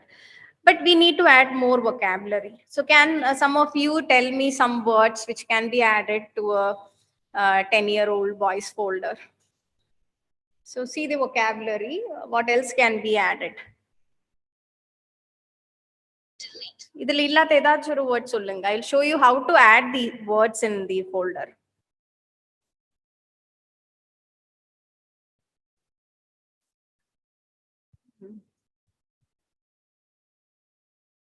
I need to complete my homework. Complete. Homework. Yeah, homework. Okay. So when you want to add vocabulary, go to menu. Either you can search. Okay, it will be somewhere in the advanced folder. Okay, most of the vocabularies are there in the basic and advanced folder. You can copy paste to the child's folder. Okay, so you can search. Okay, search complete. Okay, you type the word complete. Okay, no match is found. Okay, there is no match. So let me add this complete. Okay, so edit words. You click on to edit words. So you can see add new, select all. Okay, so I am going to add a new word. Okay, so add word. So you can add it like a single word or many words at once. Okay, if you want to add more vocabulary, one word comma, another word comma, and you can add. Okay, so let me show you one word I'll add. So I click on the word add a new word. I'm going to type the word complete. Okay, find picture symbols la irukana I'm going to check. The irukra symbols la irukana I'm going to check. So complete, complete, complete, complete, complete. So which do you think is a better option? Better representation of the word complete. So I have to complete my homework, right? Homework, yes. So maybe related to homework, this looks complete. Yeah, maybe this picture. Again, it depends on the child's level, right? So if it is a school going child, if the child understands when a work is done or when maths is done, it is complete, you can add this. Or you can select some other picture also, maybe a puzzle completion. Okay. This may be suitable for another child. Okay. So on the, yeah, this complete. Okay. Complete money pencil anga vechirukku. So it kind of related to that word. Okay. Complete. Okay. So I'm going to, so the word type you can change, whether it is a thing. So the color coding, yeah, which color you want to give. If it is a thing, that orange color, action. So depending on the you can. So here, complete is maybe a description or action. Action. Action, okay. Yeah, so you change the color coding. Okay, if you want, so let me Complete. so it is Complete. Complete.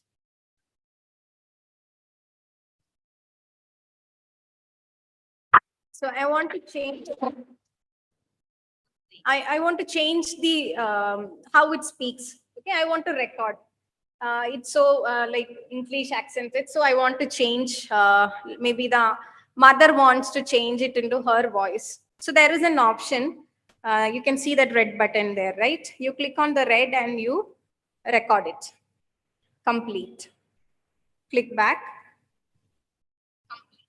Complete. My voice has come. So I can record my speech also. Yeah. So idhil irukra speech, if it is not the accent is not appropriate to how we speak, you can change. Okay. Sometimes maybe for a male child, it will be better if the child has it with a male speaker. Okay, they will feel like it is somewhat related to their voice. So and the mother, you can do that also. So that option is there. And finally, save. On the upper hand, there is save. Save. When you click on the save, this picture has come to the folder. Okay. Now, exit, edit word on the adla click panno, it is done. Okay. That complete has been added to the child's folder. Okay. Similarly, you can add more vocabularies in it. Okay. So in the single folder. Excuse me, ma'am. Yeah. Sorry. Can we record the voice for already existing messages also? Yes. So for this complete itself, there was already a recorded message complete. It will speak, the software itself speak that word complete. So if you want to change that, you can change it. Especially some of the Indian names and all, when uh, the the voice comes from this, it doesn't look appropriate to our context. So you can change that. Yeah. Yeah, so this is how you will add words in it. Okay, edit, click on edit. You can add new words, or you can add more words at once. Maybe I'll show you that also. uh, give me some more examples, no, some more words that has to be added.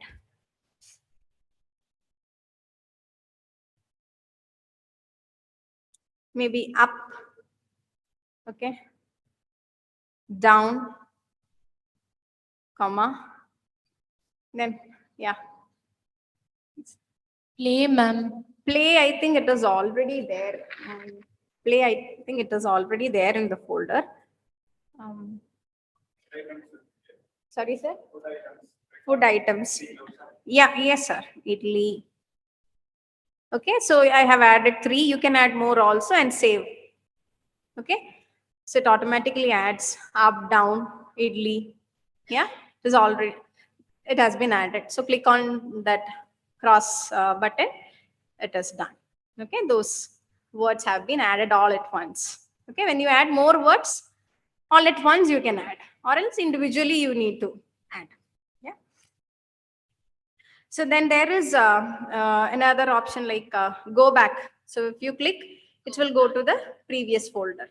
Okay, so when you navigate, if you want to come back to the previous folder, or you have to look into other folders, you have to use the go back option. Okay, then quick. Okay, so quick has some of the messages we need to use it very quickly, like um, uh, some messages has to be delivered instantly. We don't have much time to go back to each folder and create the message. For example, like yes, no. Yeah. So it is there in the quick. Then greetings. Yeah. Hi, hello, namaste. All greetings are there. Thank you. Then birthday wishes, if the child want to wish somebody, those are there. Yeah. Then request. Okay. Then alert. You can alert also. When you type the message and you can alert the communication partner, please listen. A bell sound will come. That meaning you please listen here. Or there is an option also called mistake. I made a mistake. Sometimes we make mistakes in oh, I made a mistake. I have to delete it. Yeah. So all these options are there. Yeah. So go back. Yeah. And in the home folder, you can see core words. Yeah. We talked about core words, right? So all those core words are there. Yeah. You can copy the core words from this folder and you can add it in the child's folder as well. Or you can teach them the location of these words so that they can go back and navigate and they can create messages. Okay. Yeah. Home. Yeah. Can you try with your device? Maybe we can do a quick activity here. Okay. So I'll just show you in my PowerPoint. Yeah. So there is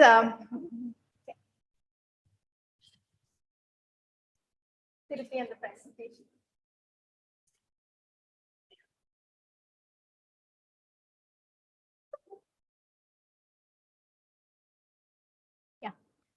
Oh, okay. So small activity. So this is to just give you an exercise. So you have planned some activity in your session. Okay. For example, it was to make pizza with the child. Okay. So you have all these miniature objects of pizza set. Yeah. Everything. So you're going to make a pizza with the child. So what are the materials required for making a pizza? Yeah. So flour is required. Rolling pin is required. Yeah, pepperoni, the bowl, speech, a spoon, cheese, sauce, tomato paste, all those items, the material required to do that activity. Yeah. So what are the tasks involved in this is going to be, you will be mixing cheese and tomato paste or, yeah, the pepperoni. Yeah. So you will measure, so in a show, the real pizza maker, they will weigh the flour, how much amount of flour is to be needed, then how much paste has to be spread, then it has to be cut, then sprinkle the oregano, all those things. You have to grate cheese. Okay, so what are the core vocabularies? So you plan your activities like this. Okay, what are the core vocabularies I will be introducing or using when I do this activity? Yeah, we talked about core words, how you can incorporate core words. So you identify the core words that you will be using. For example, go.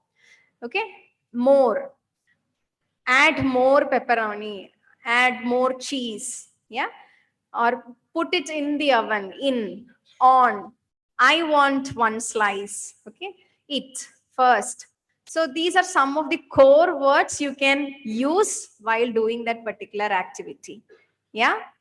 And what are the language to be modeled? So you will be, while doing that activity with the child, you will be modeling like, I like that, oh, I love pepperoni, or how about you, do you like it, let's put it in the oven. Okay, the target utterance is like, I like that, what's next, put it on, let's put. Okay, and the communicative functions, it's direct. You are directing the child to do that. You are commenting about the child's actions. You ask questions to the child when you do this activity. You request, can you give me one slice, or can you pass on that slicer? Then turn taking is happening when you do that. You describe certain things to the child. Yeah, all these communicative functions are being targeted in that particular activity. Yeah. Similarly, I want you to plan one activity, any other than this pizza making, some other activity. Yeah, that you generally do with children. One small quick exercise. Okay, just write down what is the activity, what are the core words you are going to use. Okay, and what are the target utterances. You can maybe do it as a group also, group of 3 or 4 or one row can discuss and do it. Yeah, it's already time. We exceeded the time. So can I continue with it, or we will stop at this point? Stop. Yeah. So please do this exercise. Amulya ma'am will be asking you all later. Yeah. Please, Amulya ma'am, tomorrow please get the activity list from them. You have to write and give it to ma'am. Okay. This is one assignment. It is going to be graded. So I believe I could give you some information about AAC. AAC, each and everything in AAC is a topic of discussion. It requires more and more hours of sessions. Yeah, so at least some idea about AAC, how you can practically start using it. Don't hesitate. Yeah, take that courage. You do trial and error. It doesn't matter, but try it. Yeah. So once you start using it, you will get to know more about, like, when you explore it. Yeah, it is interesting. Okay. So you can bring a change in somebody's life.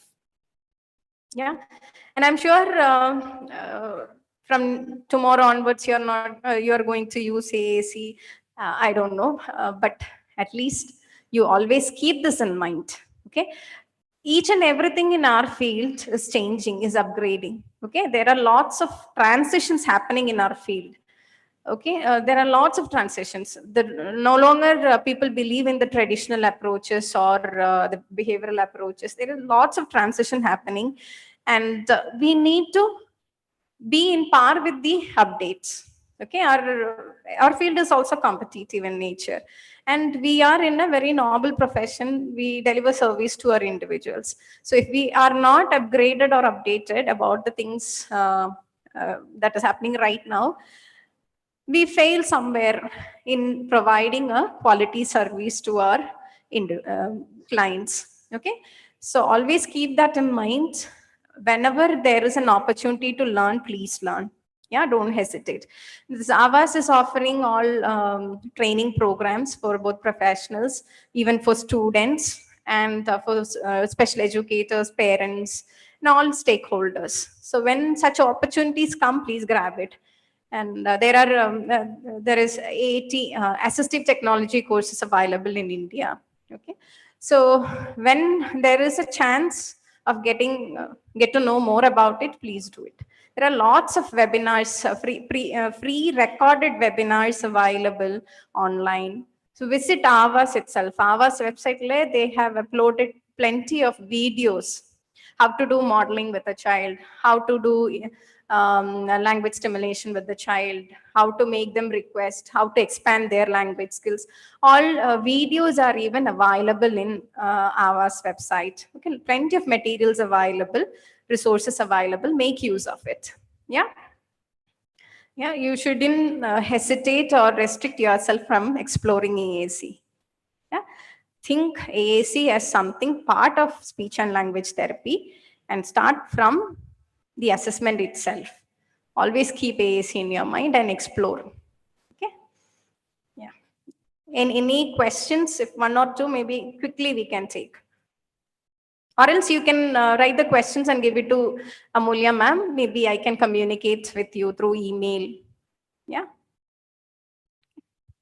Thank you so much for providing me this opportunity. I came here during the yeah. So at that time, it was a really nice conference that happened in April, in March. Yeah. So soon I got an opportunity to come back here again. I am grateful. Thanks a lot. Please give your feedbacks to Amulya ma'am. Yeah. I'm eager to know about your feedback. Okay. Thank you. Thank you so much.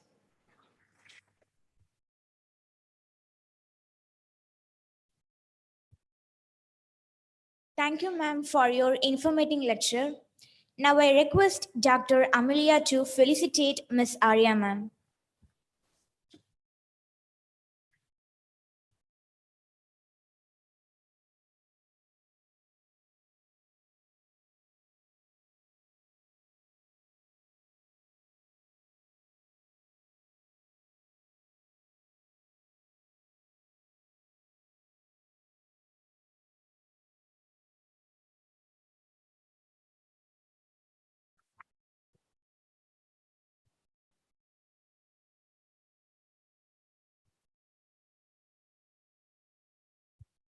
Thank you, ma'am.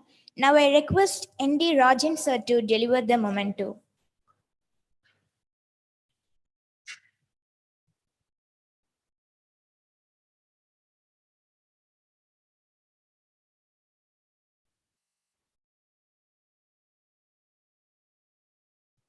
Thank you, sir.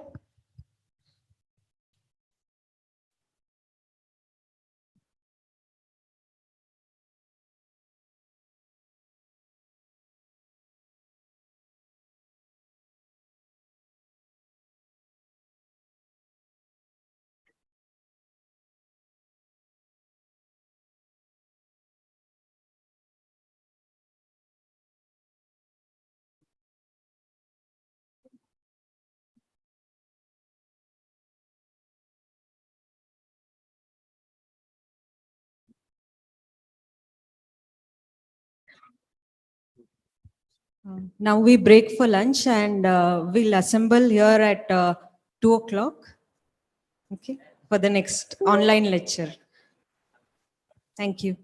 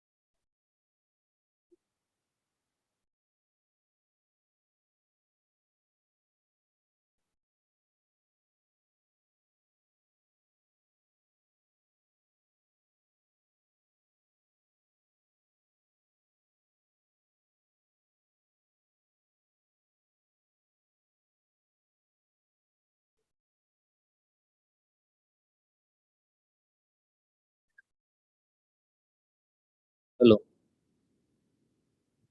Hello. Hello.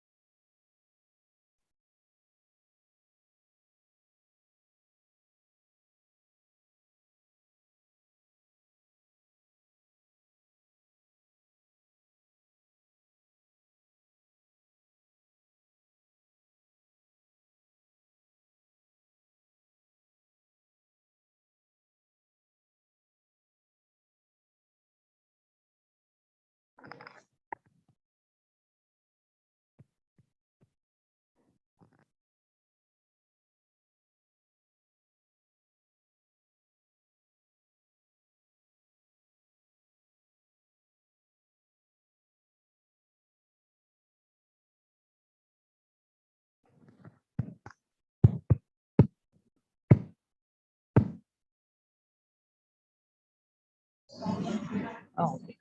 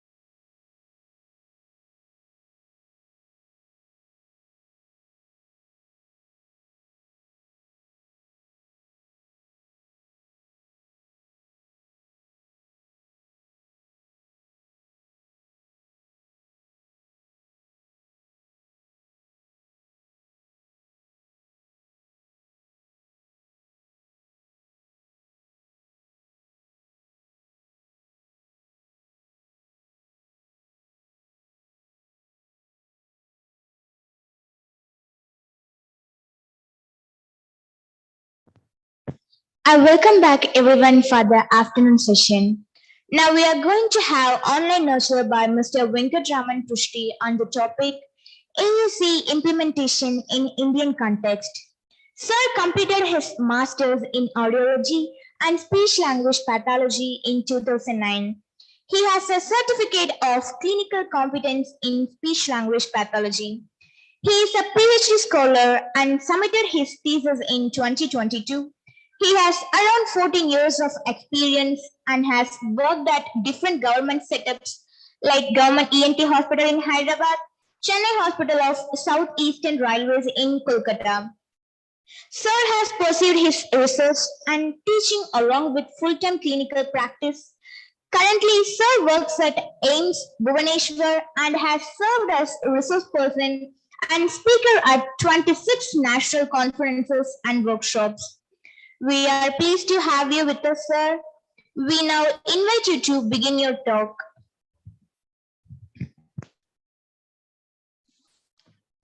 Thank you for the warm welcome, ma'am. Can you hear me? Am I audible?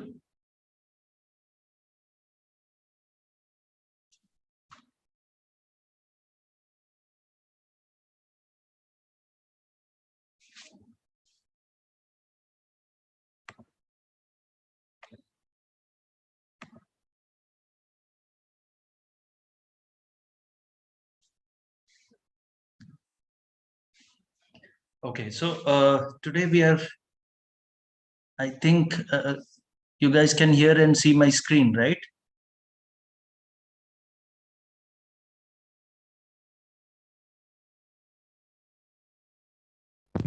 Yes, sir. Yeah, okay. Let me start. So actually, ma'am has covered in the morning many of the areas which I'm going to talk about, but I'll still go through those. So when we talk about AAC, first of all, we have to understand that what is AAC, what is augmentative, and what is alternative. If you remember, go back to your first year of BAC ASLP, where if you guys remember this image here, right? So communication, language, and speech, right? So speech is a very small subset of language and still smaller subset of communication. When we actually see what is communication, if you divide it into vocal and non-vocal versus verbal aided, non-verbal, and verbal unaided, you see only the speech one is only verbal, unaided, and vocal way of communication, that is very small, and remaining everything else is part of AAC. Okay, so when we talk in Indian context, when we talk about speech therapy and use of AAC along with speech therapy, what happens is parents may feel sometimes that is my child going to speak ever or no. So we have to explain them that how speech is a subset of communication and how much important it is to have a communication modality instead of focusing only on speech. That will encourage for the child to learn and acquire more skills than only conventional speech therapy. So AAC is augmentative because it adds language and symbols to a person's existing communication skills. It does not replace someone's gestures, eye gaze, or even if the child has some kind of vocalization, it does not replace it. It in fact encourages the child to use more vocalization. What happens across the lifespan, right? In infancy and childhood, if you why we communicate, if you divide those things into three parts, that is, majority in the childhood, it is wants and needs and some social interactions and very less sharing information. When it goes to middle age, the proportion changes, and when it is an old age, the wants and needs are still larger, social interaction is still larger, and sharing information is smaller, just like the childhood. So if you observe, the wants and need is in childhood and old age is more, and social interaction is always more. As a communicative, we are social animals, right? So human needs communication to have a healthy lifestyle. Without that, there is no happy living. Okay, so communication is very much important across lifespan.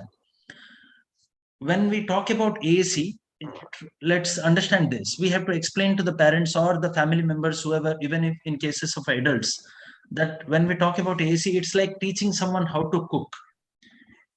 Okay, so what happens is when you just serve the foods to someone, he eats that time, right? But if he learns how to cook, he's going to eat for lifetime, always. So AAC, teaching someone how to use AAC, implementing AAC in day-to-day life in different situation, generalizing use of AAC, all those things helps the person to communicate and become more independent.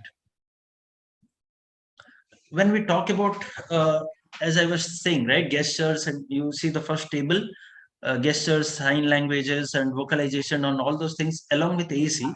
It's many people think that can my child handle all those things at a time? Is it like juggling many things at a time? It's not like juggling many, it's not complex. When I'm talking to you, I'm using a lot of facial expression and hand movement gestures, right? So multimodality is always a natural thing. It is easy and effective. It's like you get a notification in your phone in auditory, I mean in the sound mode, along with vibration, along with some light blinking. It becomes more easier to receive and respond instead of only listening to the ringtone, isn't it? So always multimodality is easy, effective, and natural. So today we are going to talk about three different things. That is, what are different types of AAC and what for whom these are appropriate for, and then what are the different devices or systems available in India, and third is how to implement in Indian context. Okay. So when we talk about, see, if you remember again, let's go back to the first year, prerequisites for speech and language development or acquisition. We always know that sensory skills, processing skills, motor skills, all those things, right? So for AAC also similar thing only are the prerequisites. Only difference is instead of doing an assessment to score a child, in AAC we are trying to see the existing skills so that we can use those for communication. If you divide all our patients with communication needs, you can divide grossly into three kinds. Those are expressive language group, supportive language group, and alternate language group. For all the three groups, we need to use some kind of AAC at some time that will only enhance their communication skills. That includes many different disorders like auditory comprehension difficulties, individuals with word finding problems, expressive language difficulty, impaired speech production like dysarthria or apraxia of speech, voice impairment, stroke or cardiovascular accidents, glossectomy, progressive neurological disorders like dementia, ALS, and all, and then temporary inability to speak, such as intubation in critical care, and etc. So we have to always remember that every individual is different. Like we normal, like healthy individuals are different from each other, right? Everyone is not expressive or vocal. So every individual is different and they have different talents and abilities. And one score, one test result will not judge someone's future capacity or skills for communication. And when you encourage, especially in case of children, when you motivate and encourage, give some contingency, positive reinforcement, the behaviors are learned in a better way, faster and efficient way. And language learning is just like building a house, like brick by brick. Okay, it's not like you put a key and open the door and boom, a magic and language starts coming. It's not like that. Every day the child, just like a normal speech and language development, how the child gets first word comes around 1 year, then slowly 50 words around 1.5 years, then slowly the child starts combining 2 words. Same thing happens when we use any other mode other than speech, brick by brick. Okay, step by step. When does someone need AAC? When an individual doesn't initiate interaction, the usual form of communication is not conventional speech, and challenging behaviors to communicate. Child runs here and there, very much hyperactive, or throws the temper tantrum. And vocalizations are sometimes the child or individual tries to speak, but it is not intelligible, not clear enough. So they try, and the audience, we as a listener, the communication partner, we don't understand them. They feel frustrated, we feel frustrated. We keep asking, what happened? What? Come on, tell me again. And the child, how many times should I repeat, right? So in those cases also, AAC helps. That way, some parts which is intelligible we can catch up, and some parts which is not, it is supported by the AAC system. Then sometimes when the individual doesn't process or not able to find words or utterances for expression. So now coming to different types of AAC, low tech, mid tech, high tech, we all know all those things. Low tech means no battery, no sound output, very simple. But these are more kind of tangible. You cannot modify easily. You cannot, customization is little bit limited. And when it comes, one example of this is pod book. This is mostly used in foreign abroad. Pragmatically oriented dynamic display books. You see the child here. Can you hear the audio? If not, let me know, okay?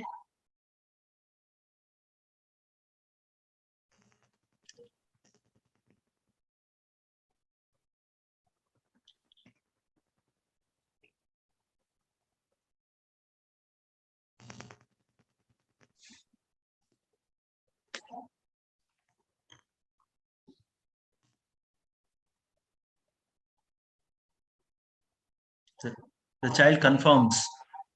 So there is an interaction. The therapist asked to confirm, the child confirmed.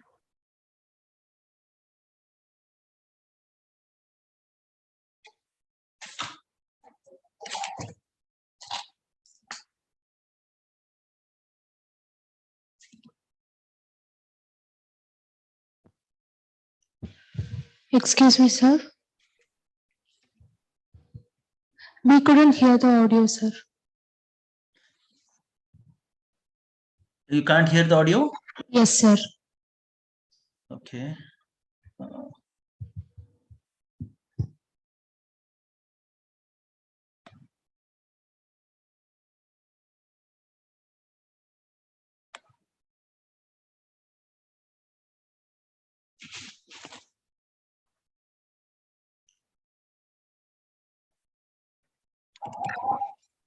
Now?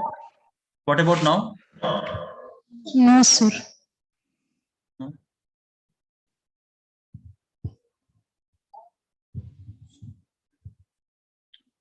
Okay, so I'll explain. This is actually a pod book the child is using with a communication partner. The child is describing his ball, which is empty. So the child started with, I want to say something, describe something, and then goes to the look icon. And then that navigates to the 24 number page look, and after that it goes to 24 page look like this. Okay, so you need this is quite a heavy book. Generally children will not prefer to carry all the big books, but you can have different modification of those books. Like this is one of the modified pod book. This is called a flip book. This has around 240 words. These are the different core words here, and you have small tabs here. Can you hear me now? Are you able to hear me? Yes, sir. Yeah. Okay. So you have different tabs here now here. Okay. So very light. Give me 1 second. Please bear with me. 1 second. I'm so sorry. I have to. Someone is at my door. Please.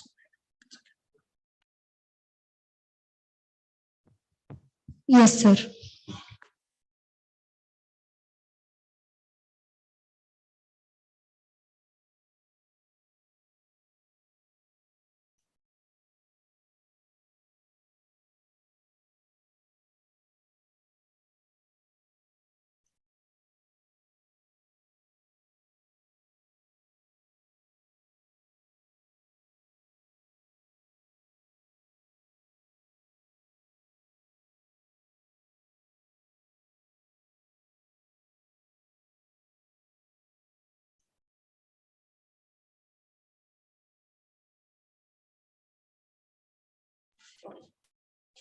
Okay. So this is a flip book.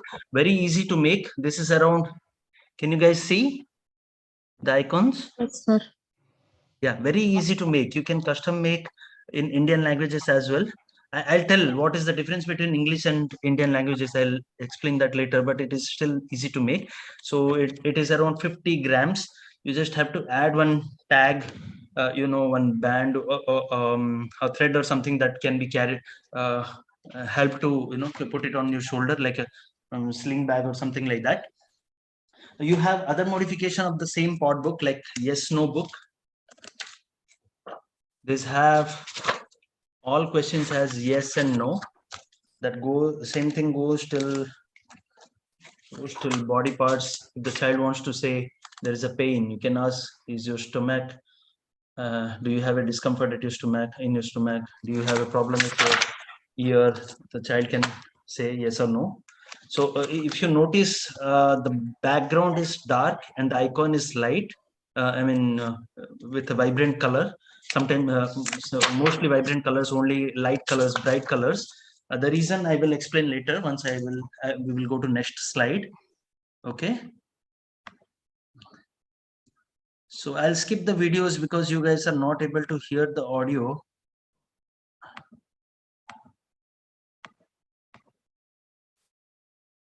So this is one example of a modified book.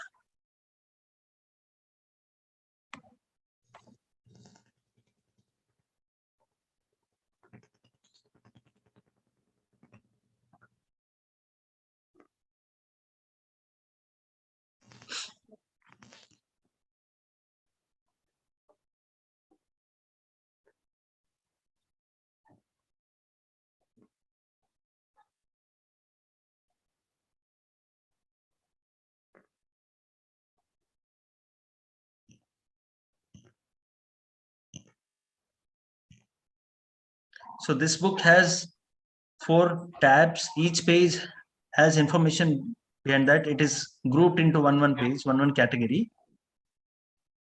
For example, this one has emotions.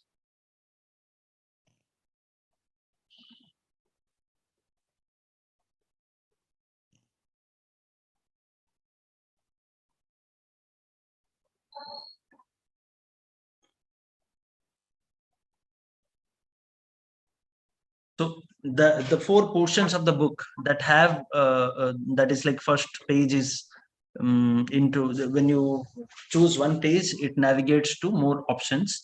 You can customize in this way also. You can use your low-tech icons as a visual schedule. Like if the child is done with brushing, you can take out the icon and put it in the box.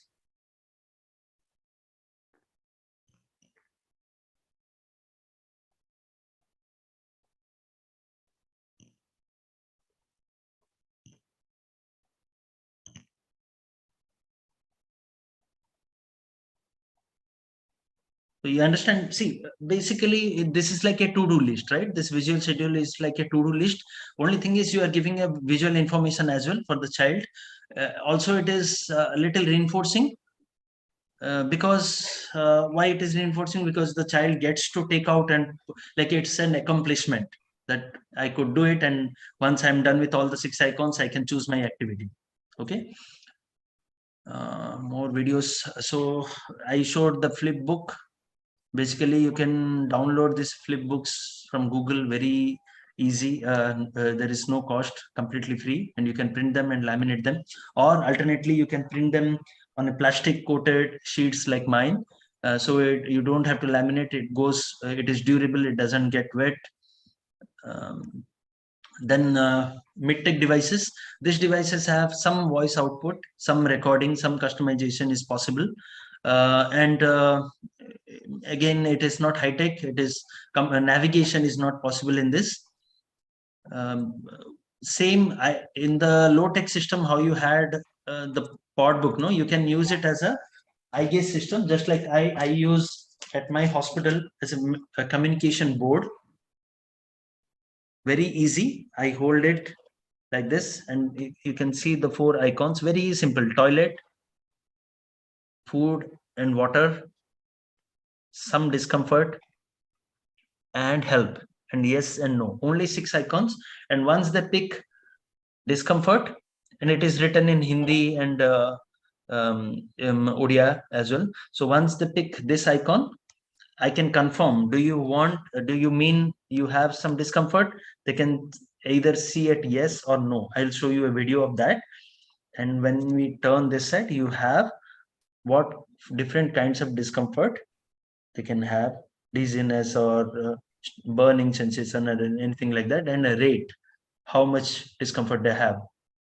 So 1 is less and 5 is more. This what happens is, when in patients in hospital setups, what happens is the patients want to say something we don't understand. We as a SLP we can understand, but other medical staff like doctors and nurses and other attendants, they may not understand, right? So what happens is they just assume, they just guess what might be wrong with the patient, and they might administer some drugs or some test which is not necessary, and it will in fact cause more issues, right? So this can solve in both ways. It will help the patient also. You have evidence that the patient confirmed by saying yes, looked at the eye gaze system, right? So basically you hold this one in front of the patient, and the patient looks at one icon, and I can see his face that he is looking at this corner.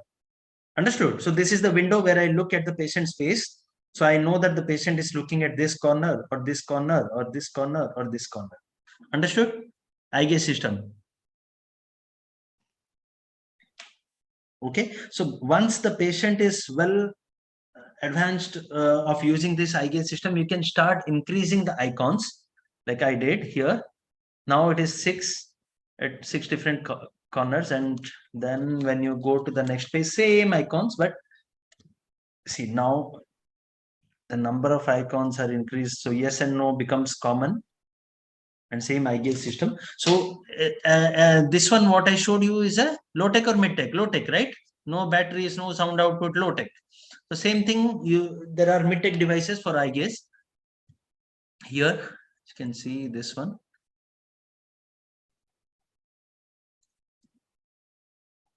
There is one example of Pro X Talker. Okay, I'll show you here. So this is a device, mid-tech device, one of the mid-tech devices. So I want grape juice. I want chocolate milk. So what happens is there are icons like this, okay, and there are chips embedded in this, which has recording in this, okay. So you can record or re-record or erase, and when you put on any slot, there are 5 slots in the device. You put it on any slot. I want. And it produces the speech here. I want. So you can, there are hundreds and hundreds of icons here. The child or individual can carry, okay. And how many word sentences the child can make? 5 words, right? 5 slots, 5 words. So this is an example of mid-tech device. Again, this is from abroad, very expensive. It costs around $3,500. Some colleges, institutes have this in India, but not all the institutes have those. Okay, one of the example of another example of mid-tech is this one. This is a proximity switch. Actually, it is equivalent to this kind of switches, single switches, which have only one button, one information, one message, single message. The child, it's very handy, puts it in the pocket, and the child can use it for his voice. I want help. Whenever you press, there is no battery here in this device, but very small. You can put it in the pocket. So very small, right? Very light, around 5 to 7 grams only. Okay. So similarly, there are switches available.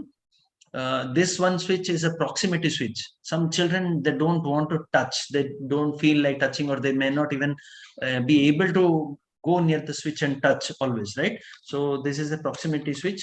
As soon as your hand goes near the device, I want to eat, okay, it gives the output message. Okay, so you can re-record, and you can change the picture. Very easy to do that.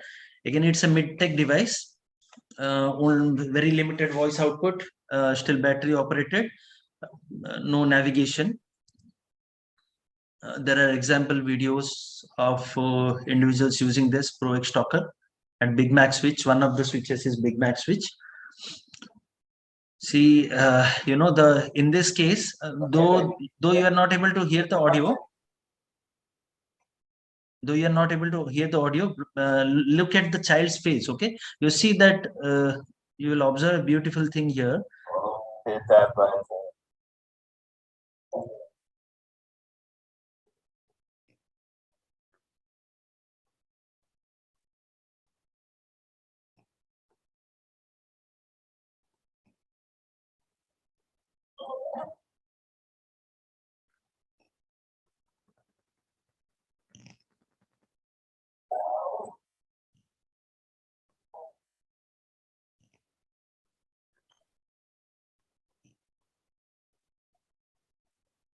So in this case, what happens is, if you observe, the child doesn't have any facial expressions as well.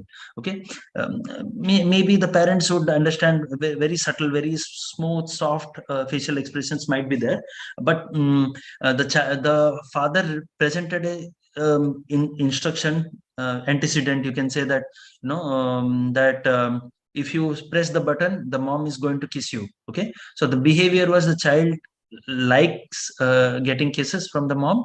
The child tries to go to the switch. As soon as the child hits the switch, there is a consequence, ABC, right? Antecedent, behavior, and consequence. Contingency, positive reinforcement that the child gets a kiss. Imagine the same child without this Big Mac switch, and we expect that someday we will keep on giving speech therapy, speech and language stimulation, and the child will one day say that, "Mom, I need kiss."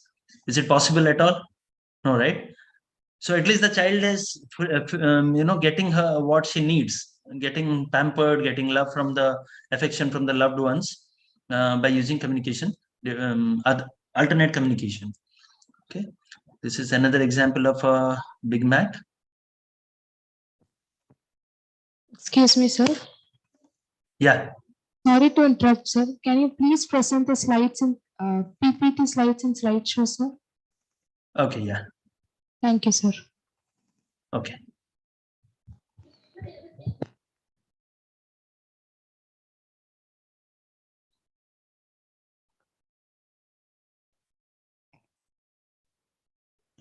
The toy actually makes some sounds. Okay, some music, some songs. Child is showing a gesture that the child is enjoying and dancing with the song.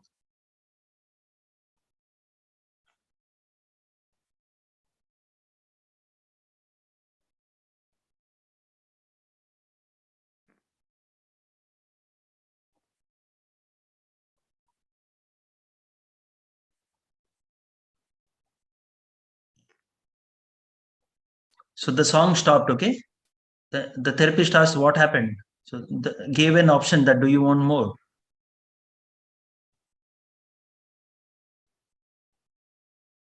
Now we are waiting for the child to respond.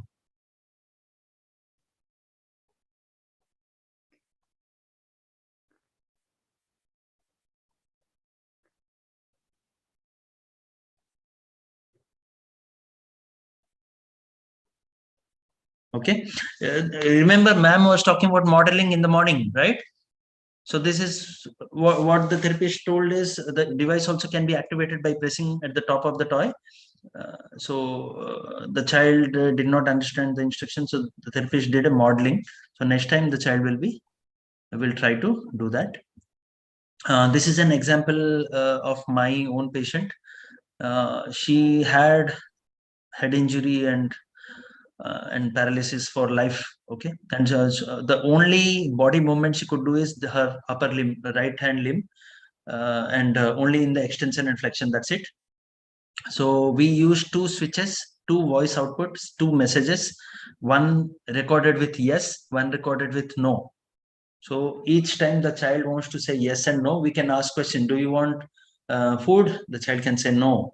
Do you want toilet? The child can say yes by hitting yes and no switch.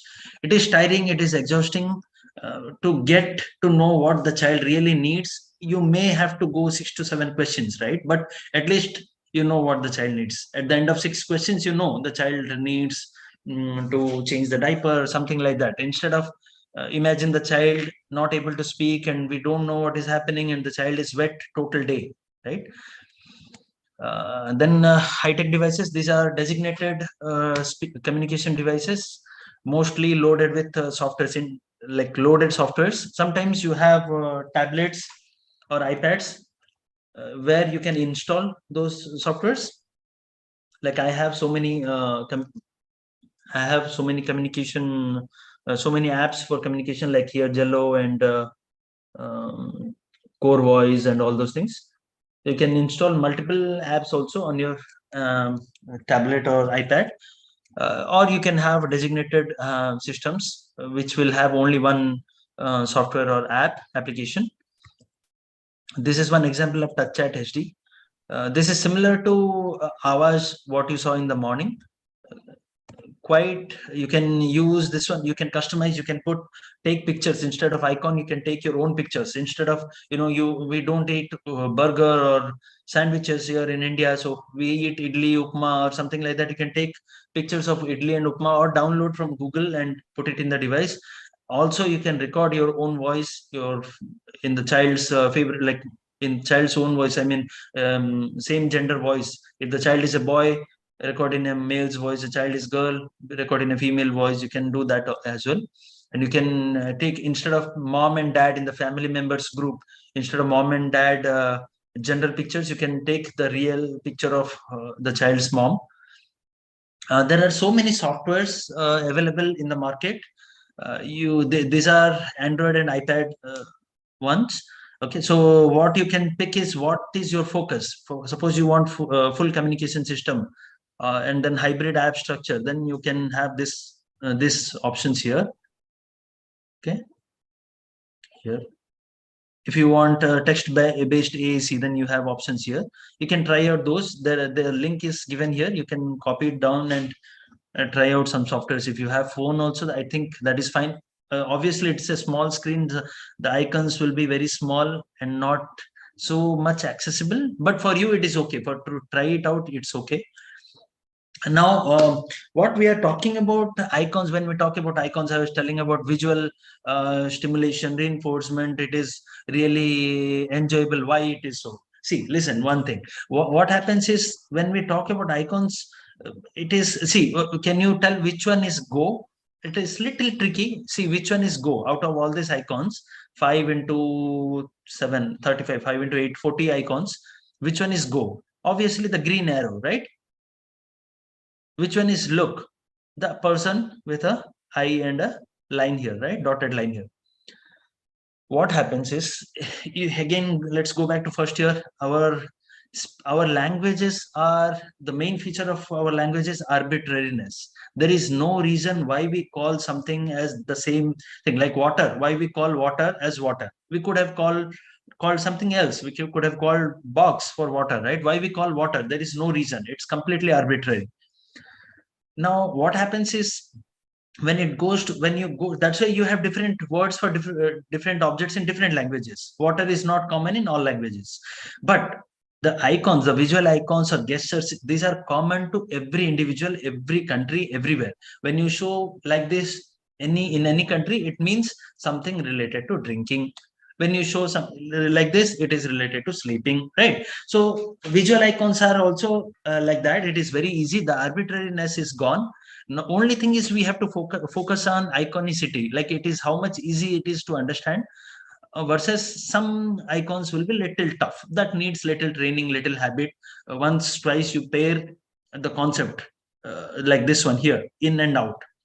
You show the child the ball is going in the box, and pair it with the icon, just like how we pair animal toy with the animal picture in first year, right? We used to do pairing. Same thing you can do with the concept and the image. Everything is motor planning when we talk about AAC systems. She is my niece, 7 months old. When she did not know anything to communicate, but she knew how to operate the phone, how to go to her favorite app, how to go and watch YouTube videos, how to skip an ad on YouTube. Okay, because everything is motor planning. When we walk on a stair, right, we don't have to look at it. We just know that how much we have to raise our foot, because we know that we have been walking on the same stairs for years. So imagine when we are typing on a keyboard, right? You are very fast at typing. 40 to 50 words per minute. Okay. Now what happens if I just change a few switches, few keys here and there? What will happen? You'll get mad, isn't it? You'll get crazy. Come on. Then you have to look for it. Ma'am was talking about the same motor planning in the morning. Make sure that the icons are consistently on the same position, same portion of the page. When you make a pod book, when you make anything for one kid, I mean, not for all the kids, right? When you customize, make communication system for a book, for a kid, make sure that the same icon stays in that same area, so the child doesn't have to look for it, search for it. Okay. So there are different apps which is balanced like a seesaw, right? Balance on a motor planning versus grammar and syntax. Touch chat is more into syntax, because you can't have, it has thousands and thousands of words. Okay. Now coming to, I was talking about what information do we need, how to pick a AAC system for which candidate, who will use what kind of devices, right? Out of those 5 things, prerequisites, mostly what we need is the sensory and perceptual abilities, because visually the child has to see the icons, and motor abilities to touch, if not able to touch, at least move with, look at, having good eye tracking, eye gaze. Okay. And stimulability, the child is motivated enough. If once we show, if the child is able to correlate, have a kind of well-conditioned pairing skills in the cognitive skills and preferences. Like suppose I use this is one low-tech system again, PEX icons on a sentence strip, right? We all know this one, right? Have you seen this one in your clinics? Very light, you can have at least around 60 icons, 60 words. Okay, and there is a sentence strip. What you can teach when you teach a child, show them some objects. So I have a toy, a thread, a ping pong ball, a building block, and a balloon. Okay, so what we can do is show the kid a toy and balloon and ask which one he needs, which one he wants, right? So we have here icon, balloon and toy. If the child doesn't have a preference, if the child has a preference for the toy versus balloon or ball, so we can make the child to pair. Okay, this is the icon you are looking for. You point on the ball icon, you take the ball. If the child doesn't have preferences, so you don't know what the child prefers, you are forcibly giving the child a red color car, and the child doesn't need a red color car to play with, right? So child will never show interest. Okay, so these things we have to observe, we have to ask the parents. At the clinic it is very limited. You don't have all the toys the child might have at home or at his home environment somewhere else, but at clinic you have a very limited thing. So parents will help you about those things, but as a clinician you can observe about sensory perceptual skills, positioning and seating, at which position the child is, especially in case of cerebral palsy and all, his motor capabilities, communication, existing communication skills, cognitive abilities like object permanence, cause and effect relationship, means and relationship, basics, very basics. Okay, and symbol use and literacy skills, if the child is able to read or not, if the child has reading writing skills or not, especially reading skills. So each and everything we go by, vision and hearing are the 2 distant senses which helps in communication. Rest all senses help to build concepts. Like you need smelling, olfactory sense to only have the concept of bad smell, faulty smell, good smell, like that, right? It doesn't help in language building, but concept building. I mean, vocabulary building is okay, but communication, vision and hearing are more important, and hearing is the most important one. So we have to focus on vision and hearing, especially when we are targeting a child to use AAC. Vision is very much important. Okay, suppose some children will not have good vision in cases of cortical visual impairment or low vision. Let us focus on cortical visual impairment first. So this kind of icon, background is dark and the foreground, the image, the target is very bright, so that the child is able to relate. Okay, each and every page the background is dark In the foreground, the target is bright. Same thing, you have this, you can print those, or you can just print regular images, bright color images, simple clip art images, and paste it on a black sheet. You get those cardboard sheets on in a stationery shop, and you can paste those and make your own sheet. So this block is like around $150, right, and have 300 cards. You don't have to spend that much money. You can do it easily with very less expense, and make a communication board like that, and ask the child. Then slowly you can do a motor planning activity. Where is the ball? Where is the cat? Show me the dog, and pair it with a audio sound of a dog, audio sound of a cat, audio sound of a bird, or show a toy. Ask the child to play with you, and make maybe turn taking, share with you, throw the cat or throw the ball towards the wall, bounce it back, all those things, and can do, make it interesting so that the child will sit with you and do. Then motor skills is very much important, because you have to, if the child is understanding, cognitively processing, but not able to handle the icons as well, right? Speaking chhod do, even the child is not able to handle the icon, manipulate the icons, or turn the page or something like that, then again the frustration will increase. So you have to see the more accessibility options. The accessibility options, you can see grossly divided into, am I going too fast? Is it okay? It's okay, sir. Yeah, so we have to grossly divided into direct selection and indirect selection. Under direct selection, you have pointing with physical contact, using whole hand, using finger, using stylus. Stylus can be held in different, different ways. A mouse stick or head stick. Very easy, right? You don't have to buy these things. You can make your own, like take a plastic sticks and glue it together, and you can make a head stick and mouse stick. And pointing without physical contact, like eye gaze. I showed you one eye gaze system, one example of eye gaze system here. You'll see a video.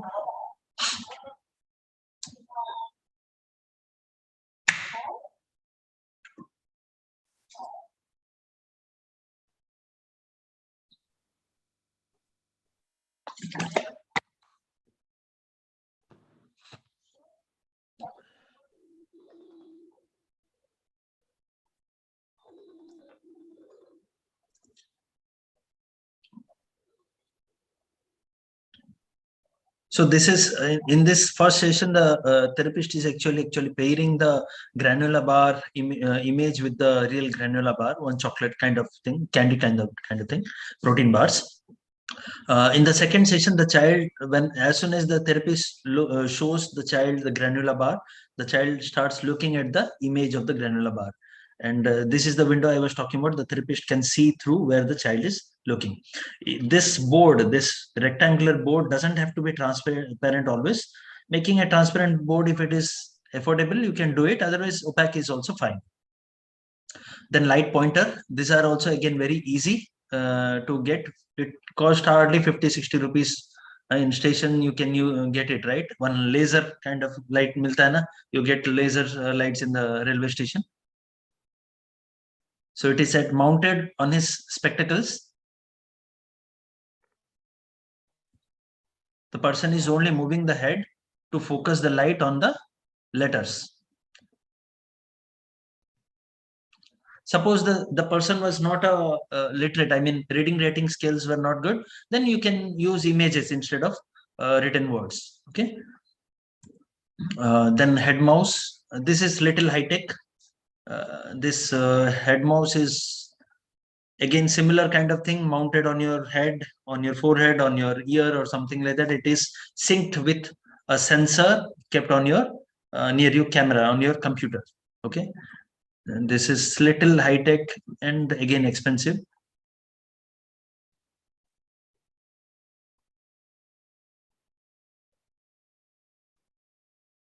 You see the dot on his forehead? That's the head mouse.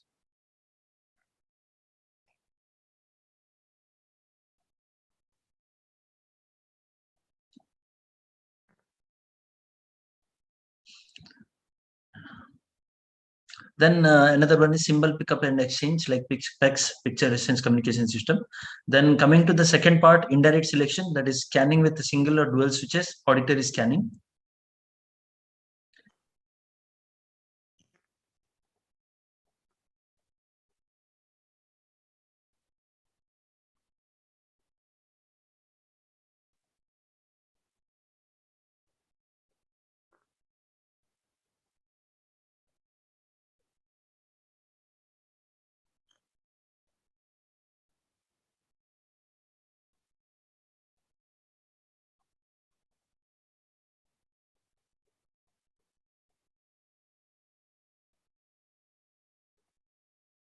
So you see those two switches. This time, instead of yes and no, one is to activate.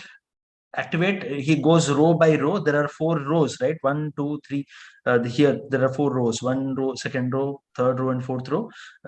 When he hits this switch, the selector goes to each row. Okay, and then when he hits this switch, that row gets selected. Once the row is selected, again he can initiate. Now it goes column by column. First column, second column, third column. I mean, first icon, second icon, third icon. Then again he hits this button, that icon gets selected. It takes little time, for around 4 to 5 seconds, but at least the child is able to pick one target message out of say 24 words, right? Messages. Same thing. See, this one, what we used is a auditory scanning using high-tech technology. Same thing can be used using a communication partner, low-tech technology, but auditory mode.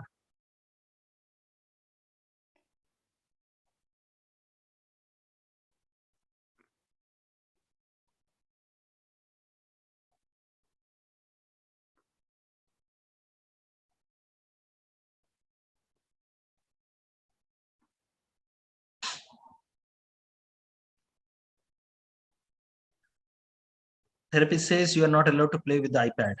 Okay. The therapist asks, do you have anything to say? The child nods head.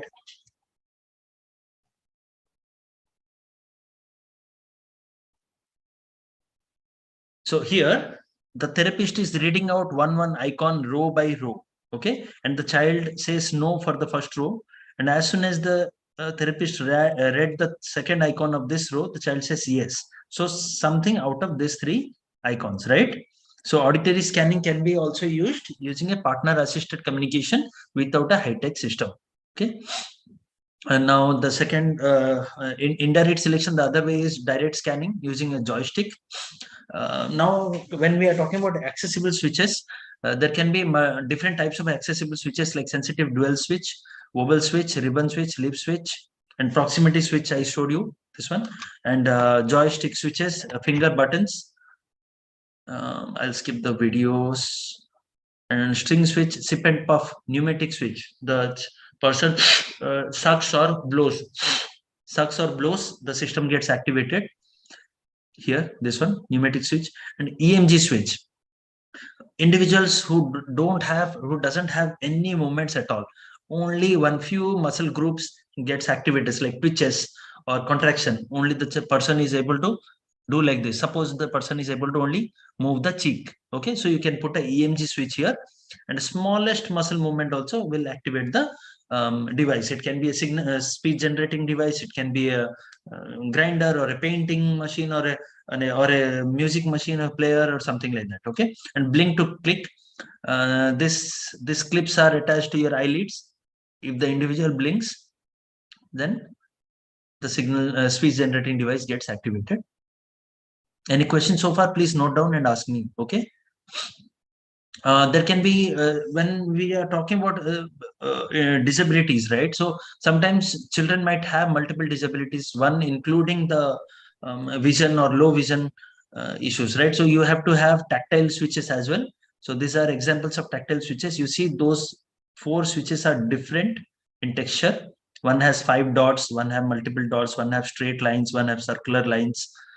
So 4 switches into 4, so 16 words. The child can have 16 words in one attempt. Okay, in combination of 4 switches, or you can have this kind of icon which are little, either it can be engraved or little superimposed. I mean, the sheets are felt or for little bit taller than the sheet, white sheet. Okay, so the person can feel it, that this is yes, this is no, like that. Okay. um, these are a few grids, examples of grids. Sometimes children with cerebral palsy, they cannot put their finger steady. They might have ataxic features, and it may slide or flaccidity. They may not be able to point for a longer time or actual one icon, right? So this grids will help for the child to be there on that grid, on that icon, so that the finger doesn't slip away. Okay, the slits help, the grids help. Okay, this is an example for low vision. I was talking about 2 conditions: cortical visual impairment and visual impairment. This one helps, and this one is for low vision children. Here, these icons, there is a background light. Okay, it glows, so it helps the child to perceive the icons little better because the background glows, right? So this images becomes more clearer.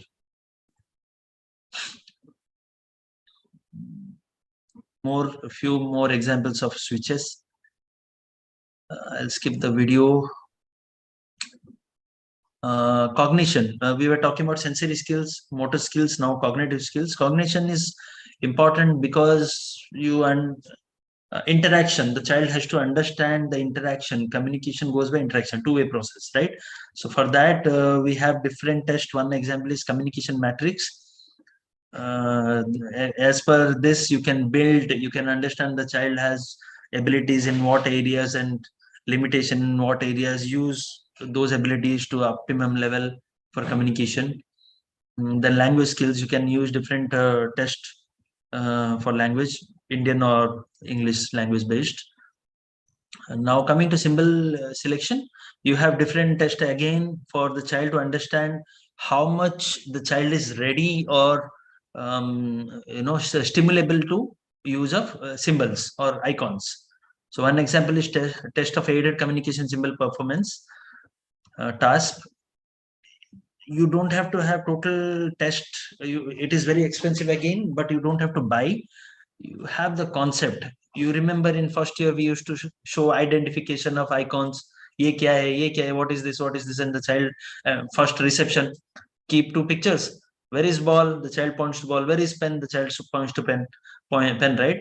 Same thing you do with different icons. Slowly the nouns complexity increases, nouns become different categories, parts of speech. You take out verbs, prepositions, instead of nouns and verbs, then now start categorizing them, like the dog goes into animals, the bread goes into food. Okay,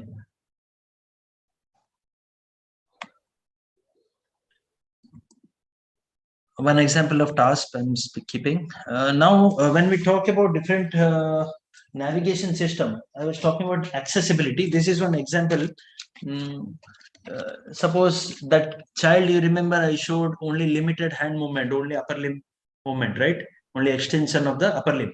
So if she had little finer movement, instead of only gross yes and no movement, if she had little finer movement, you can use a customized book like this and flip and turn the pages towards up like this, and make a book for the kid. So instead of, you will tell what is the use, sir? The use is, at least instead of having no words at all, at least the child is using yes, no at the corner. These two are core, not going to change. Always there is yes and no. At all pages, you are going to have yes and no. And remaining at least 6 to 7 images in one page, that gives to 6 into 5, 30. If the child is able to hold, this is very light again, only papers, right? So 30 words for a child is not a small thing. The child with complex communication needs, 30 words is going to change the life. When we talk about navigation, it is very important to understand how we are. Suppose the child picks this symbol icon I, so you have to go to a correct page that tell. I want to tell something about time, about something happened, it is time to go to somewhere, or it's about a story. Okay, so navigation is very much important. How we go from one icon to more options. It has to have logic and consistency. The natural or logical branching is very much important.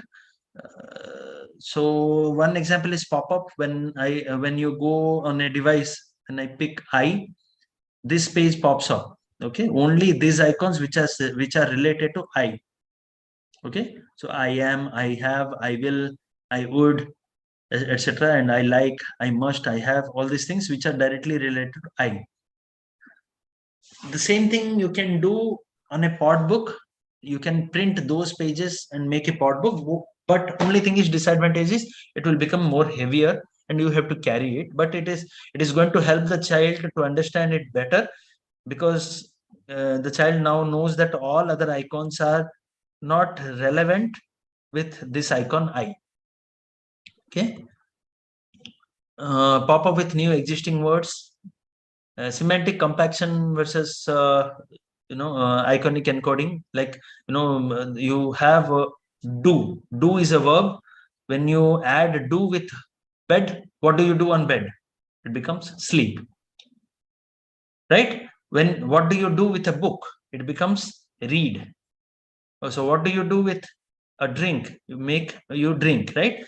With juice or with water, what you do is a drink, right? So instead of adding 3 new words of sleeping, reading, and drinking, you just put one word here, do. Okay, and train the child, make the child understand when you add these 2 things, it becomes sleep. A noun and do is equal to a verb. So the child has to next time just to, if the child says bed, it is just noun. If the child picks bed and do, that means I want to sleep. Understood? Very easy. AAC implementation, when we talk about how to implement AAC in our day-to-day life, how you counsel the parents, how you do it in your clinic. So motor planning and organization is must. Associate and transfer, association with the concepts and transferring it to use is a must. Always start at level 0. Don't think that the child is going to become, in one session the child is going to learn everything. Invite, make the child give the preferred object. Okay, invite, you ask the child, do you want to play with me? If the child rejects it, that's fine, you just keep explaining. You use the self-talk, parallel talk, toy talk, all those methods, and to try to get the attention of the child by using some preferred activity or object. Okay, then peer involvement is very much important. Try to make the parents involved, or the other siblings or other children in the therapy room. Make a group activity, like the Kundelu Tawil, that rabbit and tortoise story, right? Bunny and tortoise story, where the bunny sleeves becomes lazy, and make that fun activity. The child becomes more involved, more interactive. Do modeling. Stop and wait for the child to respond. Take turns. And habits that promotes use of AAC. Mediate interaction through AAC. If you speak through AAC, the child is going to, if I ask you in English, what's your name? You tend to answer in English. If I ask you in Tamil, you will answer in Tamil. If I ask you in Hindi, you will tend to answer in Hindi, isn't it? So same language. Which language? If you know all the languages, if I give you input in that one specific language, your output will be in the same language. So AAC is just like a language, right? So if I use AAC and ask the child is going to respond using AAC. Okay. And just like regular speech and language stimulation, expansion and extension is a very important factor. This is what I was talking about. When you spoken language, the input is spoken language, ma'am already showed you this diagram, right? Verbal language input and output, you can, if you are expecting AAC, then it's meaningless. Okay, so if input is AAC, then only the child is motivated to use the AAC as output. Okay, the environment, the partner, the communication partner are very much important. They should be available always, like the proximity, visually or tactile sensation should be there, constant contact should be there, touch cues should be there. They should be observant and responsive and patient as well. And the situation should be consistent, predictable, and motivating. should be child centered. Yes, okay. It's not like that you ask the child, hey, you scribble, you play with this, you have to fill the build the blocks, you have to finish the puzzle. Not like that. Child has to it has to be child centered. The child choice is your choice. It should be like that. The child, and it should, the routine should allow anticipation, practice, success, and fun and social exchanges should be there. It should be fun, not boring, right? um, this is an example again. When I give you a big cake, like an elephant size cake, what do? Do you eat directly? You gulp, you just swallow? No, right? You take a fork, eat slowly, one by one part, right? Big cake also, you eat slowly and you can finish it. So set always small targets, just like your first year. Long-term goal, short-term goal, objective, session goals, then use those techniques here also. Steps in implementation is modeling, set small targets. Placement of the system is very much important. If you use the system accessible to the child, then only the child will be able to use it. Just if you put the device, you take the device and you put it on the refrigerator, the child is not able to reach, then the child is not motivated to use the system. It should be accessible, it should be consistent within the reach, within the visual field, distance, and motivation should be like the child has to, if the child has to go all the way from the bedroom to the hall to get to the device, then you can have multiple AAC system. Every room will have basic icons of toilet, pain, food, I need help. 4 icons in every room. So the child has access, directly goes to any wall, picks the symbol and gives to the mother, right? These are the few skills we have to see: operational competency, whether and linguistic competency, social competency, and strategic competencies. Now, when we talk about how do we teach a child, one example is eye gaze, right? So this is an example of eye gaze. How do you teach? 4 basic 4: dog, car, duck, ball. Okay. Now I'm going to show how to teach a child, how to implement. Okay. This is eye gaze. This center square. No, we are going to cut. Center rectangle, we are going to cut it and take it out. Okay. It will be only this white side, white colored outside, one big rectangle with a hole in the middle. Okay. Now let's see. I will ask, where is the ball, and show the child a ball. Okay. The child shows.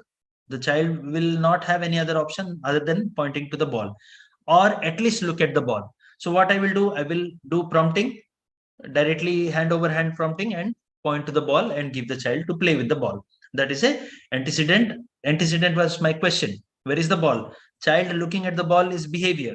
I gave a consequence, giving the ball. Very good, yay, and give the ball.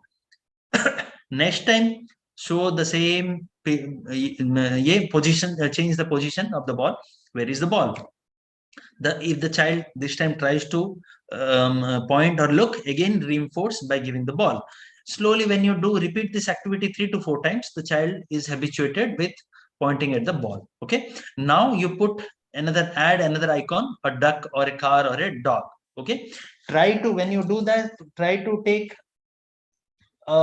least preferred and a most preferred object. Okay. A thread, just a thread versus a ball. Okay. If you show two in similar preferred item, a toy and a ball, the child may be little confused, like which one should I pick? Confusion over not icons, but which one to pick, right? So try to take a preferred and unpreferred. Then slowly you can take 2 preferred items.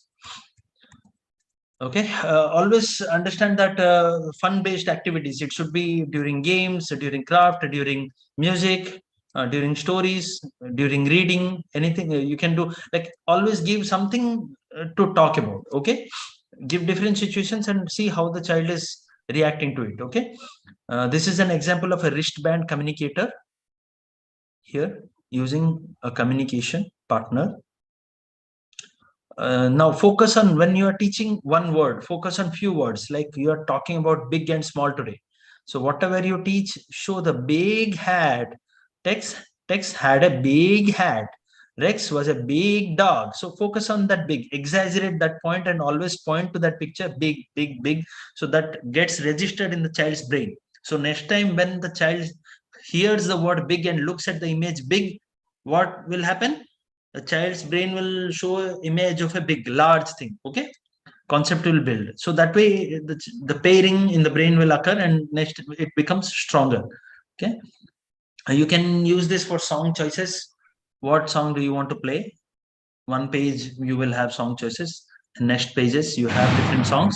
For Twinkle Twinkle Little Star, you see I wonder what you are, and all up above the all those things, words are here. And the Five Little Monkeys. Okay, now these are the examples how to implement. Now what happens, we were talking about indigenous system in India, what systems are available. Ma'am covered few of those apps already in the morning. I'll tell a few more. One is pictorial software. In short, whatever apps available in India, mostly those are English based. Okay, Avaz has few languages, but it is again limited to fixed sentences. Editing those sentences, I mean making changes in those sentences, is little tricky. Okay, so you see Avaz and Jello, limited messages, and almost everything is English based. And this is one, you remember the proximity switch. So they made one proximity switch in India, Aditi, that analog digital theremin interface switch, where the child doesn't have to touch the switch. If the child approaches the switch, it gets activated. It is very less cost. I mean, around 500, 600 rupees in India, whereas this proximity switch in USA costs around $300, which is 24,000 rupees. So we have good systems, switches and systems here. One is Kavi. It's a communicating audiovisual interface. Again, very limited messages. Sanyog is a good software. They had the prototype very successful. I don't know whether now it is in use or not, but it had good options. Like it had the new natural language processing method, where the child can pick words. In English, what happens when you pick I, the navigation easy, right? Navigation is easy. You I means want, like, don't like, go, sleep. Those things will get activated. Then again, if you pick want, then you have ball, fridge, tomato, chocolate, something falana, like that, right? Now, what happens is in Indian languages, it is not like that. The agreement of the verb with the subject is different. If it is a boy, it becomes a different verb form. If it is a girl, a different verb form. Again, the position of the words is little tricky. I want bread becomes in Hindi, mujhe bread chahiye. Chahiye becomes later, right? Naku bread kawali. It goes, kawali goes to end. Okay, the verb goes to end. So how are you going to pick that? So Sanyog had one natural language processing where the child could pick words, and automatically the algorithm was limited, but at least it used to make some sentences out of it. Okay. Then Akashvani is one software, one app, one device. It had all the three modes: the touch mode, auto scan mode, and switch mode, which is very interesting because that auditory scanning method was there, touch mode was there, and the switch mode, toggle switch or touch switch to direct access, directly do a scanning. Then Vani series, another speech synthesizer. Vidyasagar Slate, they had one Slate system. I don't know whether they are still using it or not. Then there is a Hope software. It's a IIT Chennai based complete communication software. And WePlay, it is a dual switch pad system that can be used for not only communication but also to play games, especially suitable for cerebral palsy. You see these two big switches that can be used as food switches also. You can place those switches below the food, below their feet. Okay, in case they have a non-mobile, immobile hands, then at least they can use the food. Okay, iGest is a wearable device, as it suggests by the name, right? The hand movement, the watch can recognize the hand movement and activate few voice commands. Suppose I moved hand like this, that means yes. If I move like this, no. You can program it. It used to catch some gestures. Then iGaze system, ETRAN, it is an old system they used in different Indian languages.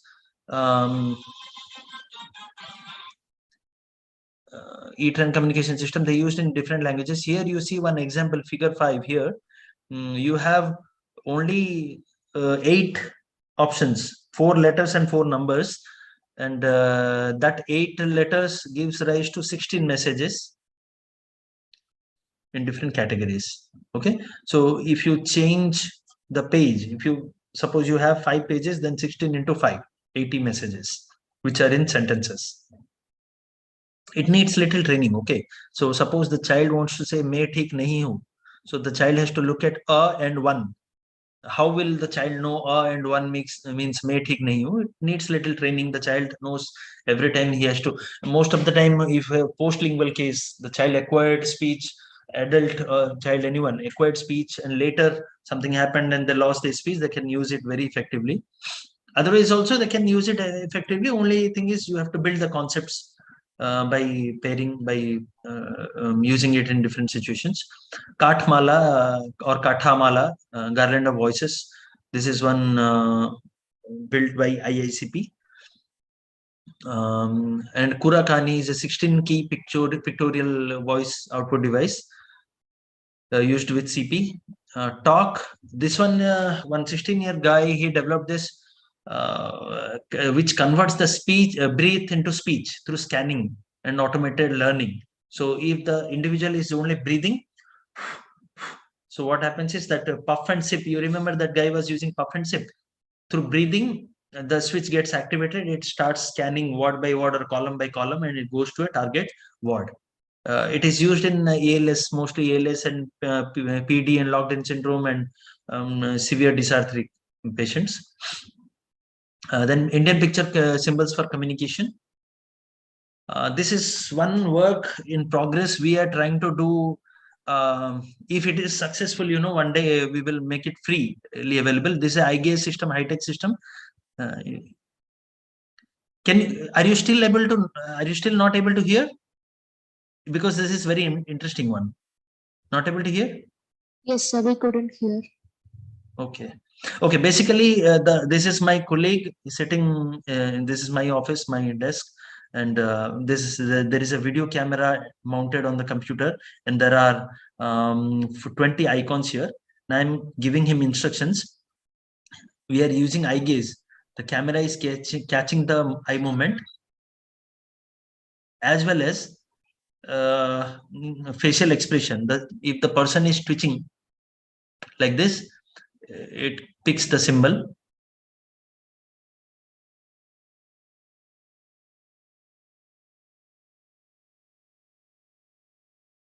Now we'll go to the screen.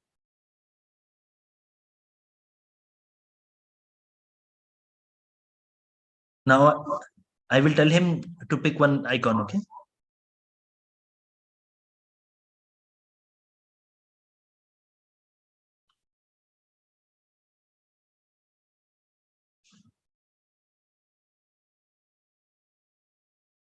I told him to ask yes or no, okay?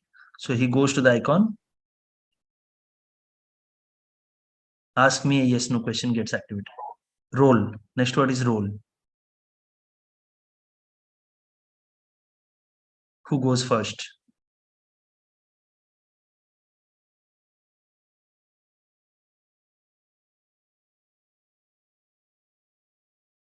Okay. It is working very well, but we are still trying to, develop. It's just a prototype. Maybe one day you will see this as a free software being used in many institutes. Let us hope for the best.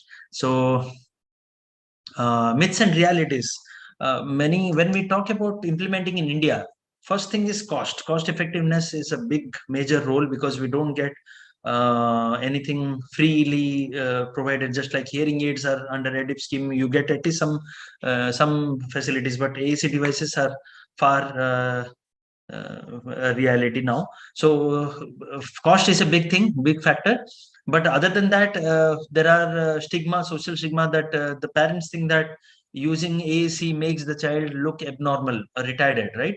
So you have to explain that instead of having no communication, better to have some communication. The videos were not playing, otherwise I would have shown how effectively the child says. Few children, they use the devices and or even low tech systems effectively and tell a big 6 to 7 sentence stories. Okay. So we should always explain that AAC is not last resort. It's just we are not giving up on speech. Only we are filling the gap. Suppose the child is going to acquire speech and language slowly after 6 months. At least this 6 months, the child is still using some communication, which doesn't make him socially isolated. At least fulfills the child's needs. Thank you so much for active listening. Any questions? So I will show you a few more devices. One is this one, Pocket GoTalk. This is also handy. Around 50-60 grams goes in the pocket. See, very small, and it has total 1, 2, 3, 4, 5, 6 icons into 5. So 30 icons. You can take out the icon from here and put another icon sheet, or you can have multiple sheets here and take out one by one. So 30 words. When you press one, the message and the voice output comes. Okay, 30. This is one device which has single message.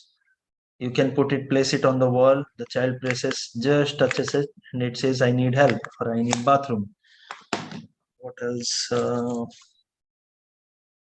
Well, I have a few high-tech systems. You can go through, take a snap shot of this page. Most of these are free or very cheap, like this one, Comboards. Comboards is a software app which is completely customizable. It is little time taking, but it is fun. You download it and try it out. You'll like it. Okay. Well, that brings us to the there can be multiple types of mid-tech devices. 2 message, 4 message, similar thing in 16 message or 20 message. I have GoTalk devices that have 120 icons in one frame, one grid, say. Okay. Anything else? Please ask me if you have any questions, or we can end it here. Thank you.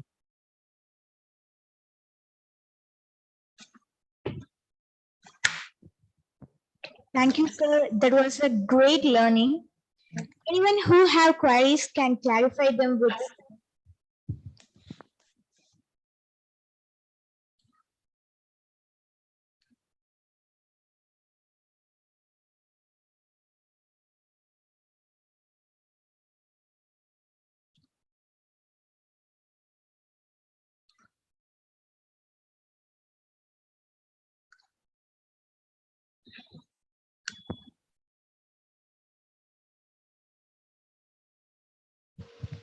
Sir, thank you for the presentation. It was very useful. We learned about a lot of devices, and due to time constraint, so if we have any doubts, is it okay if we mail you the questions?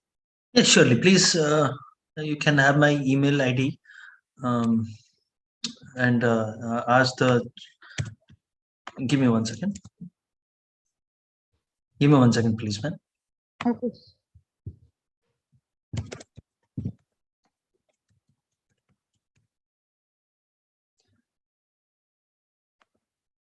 This is my email ID. Any questions? You're free to ask me. You have any caseload which you think they need? As I said, right, all the patients, almost everyone, 99% of our caseload needs some kind of AAC for sure.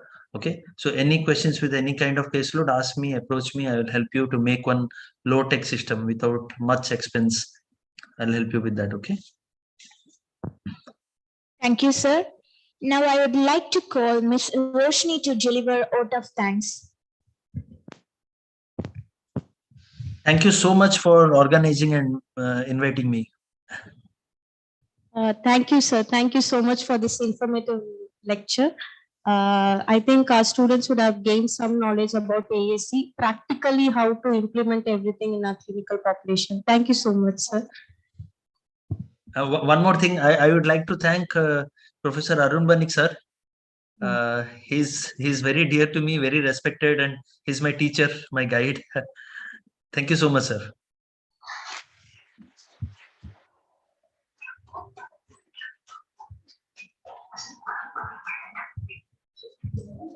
So, good evening, all. I hope we have come to the end of this session. I would extend my gratitude to our director and deputy director for helping us to organize this event. And of course, our dearest HOD, Dr. Arun Banik sir, thank you for encouraging us as a faculty. You are always pushing us to do something or the other about topic every month. Thank you for always being enthusiastic and encouraging us to do all these things, sir. And the coordinators, Dr. Amulya ma'am and Miss Ashmita, this program was being organized smoothly, was very good.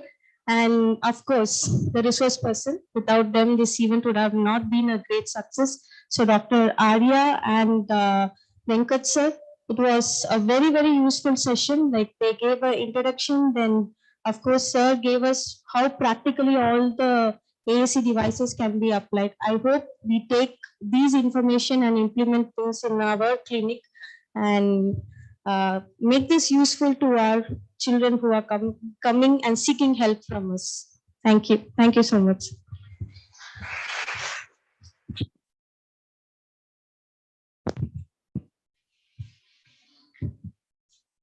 Thank you all my colleague, students, who has really made the program success. I must thank Dr.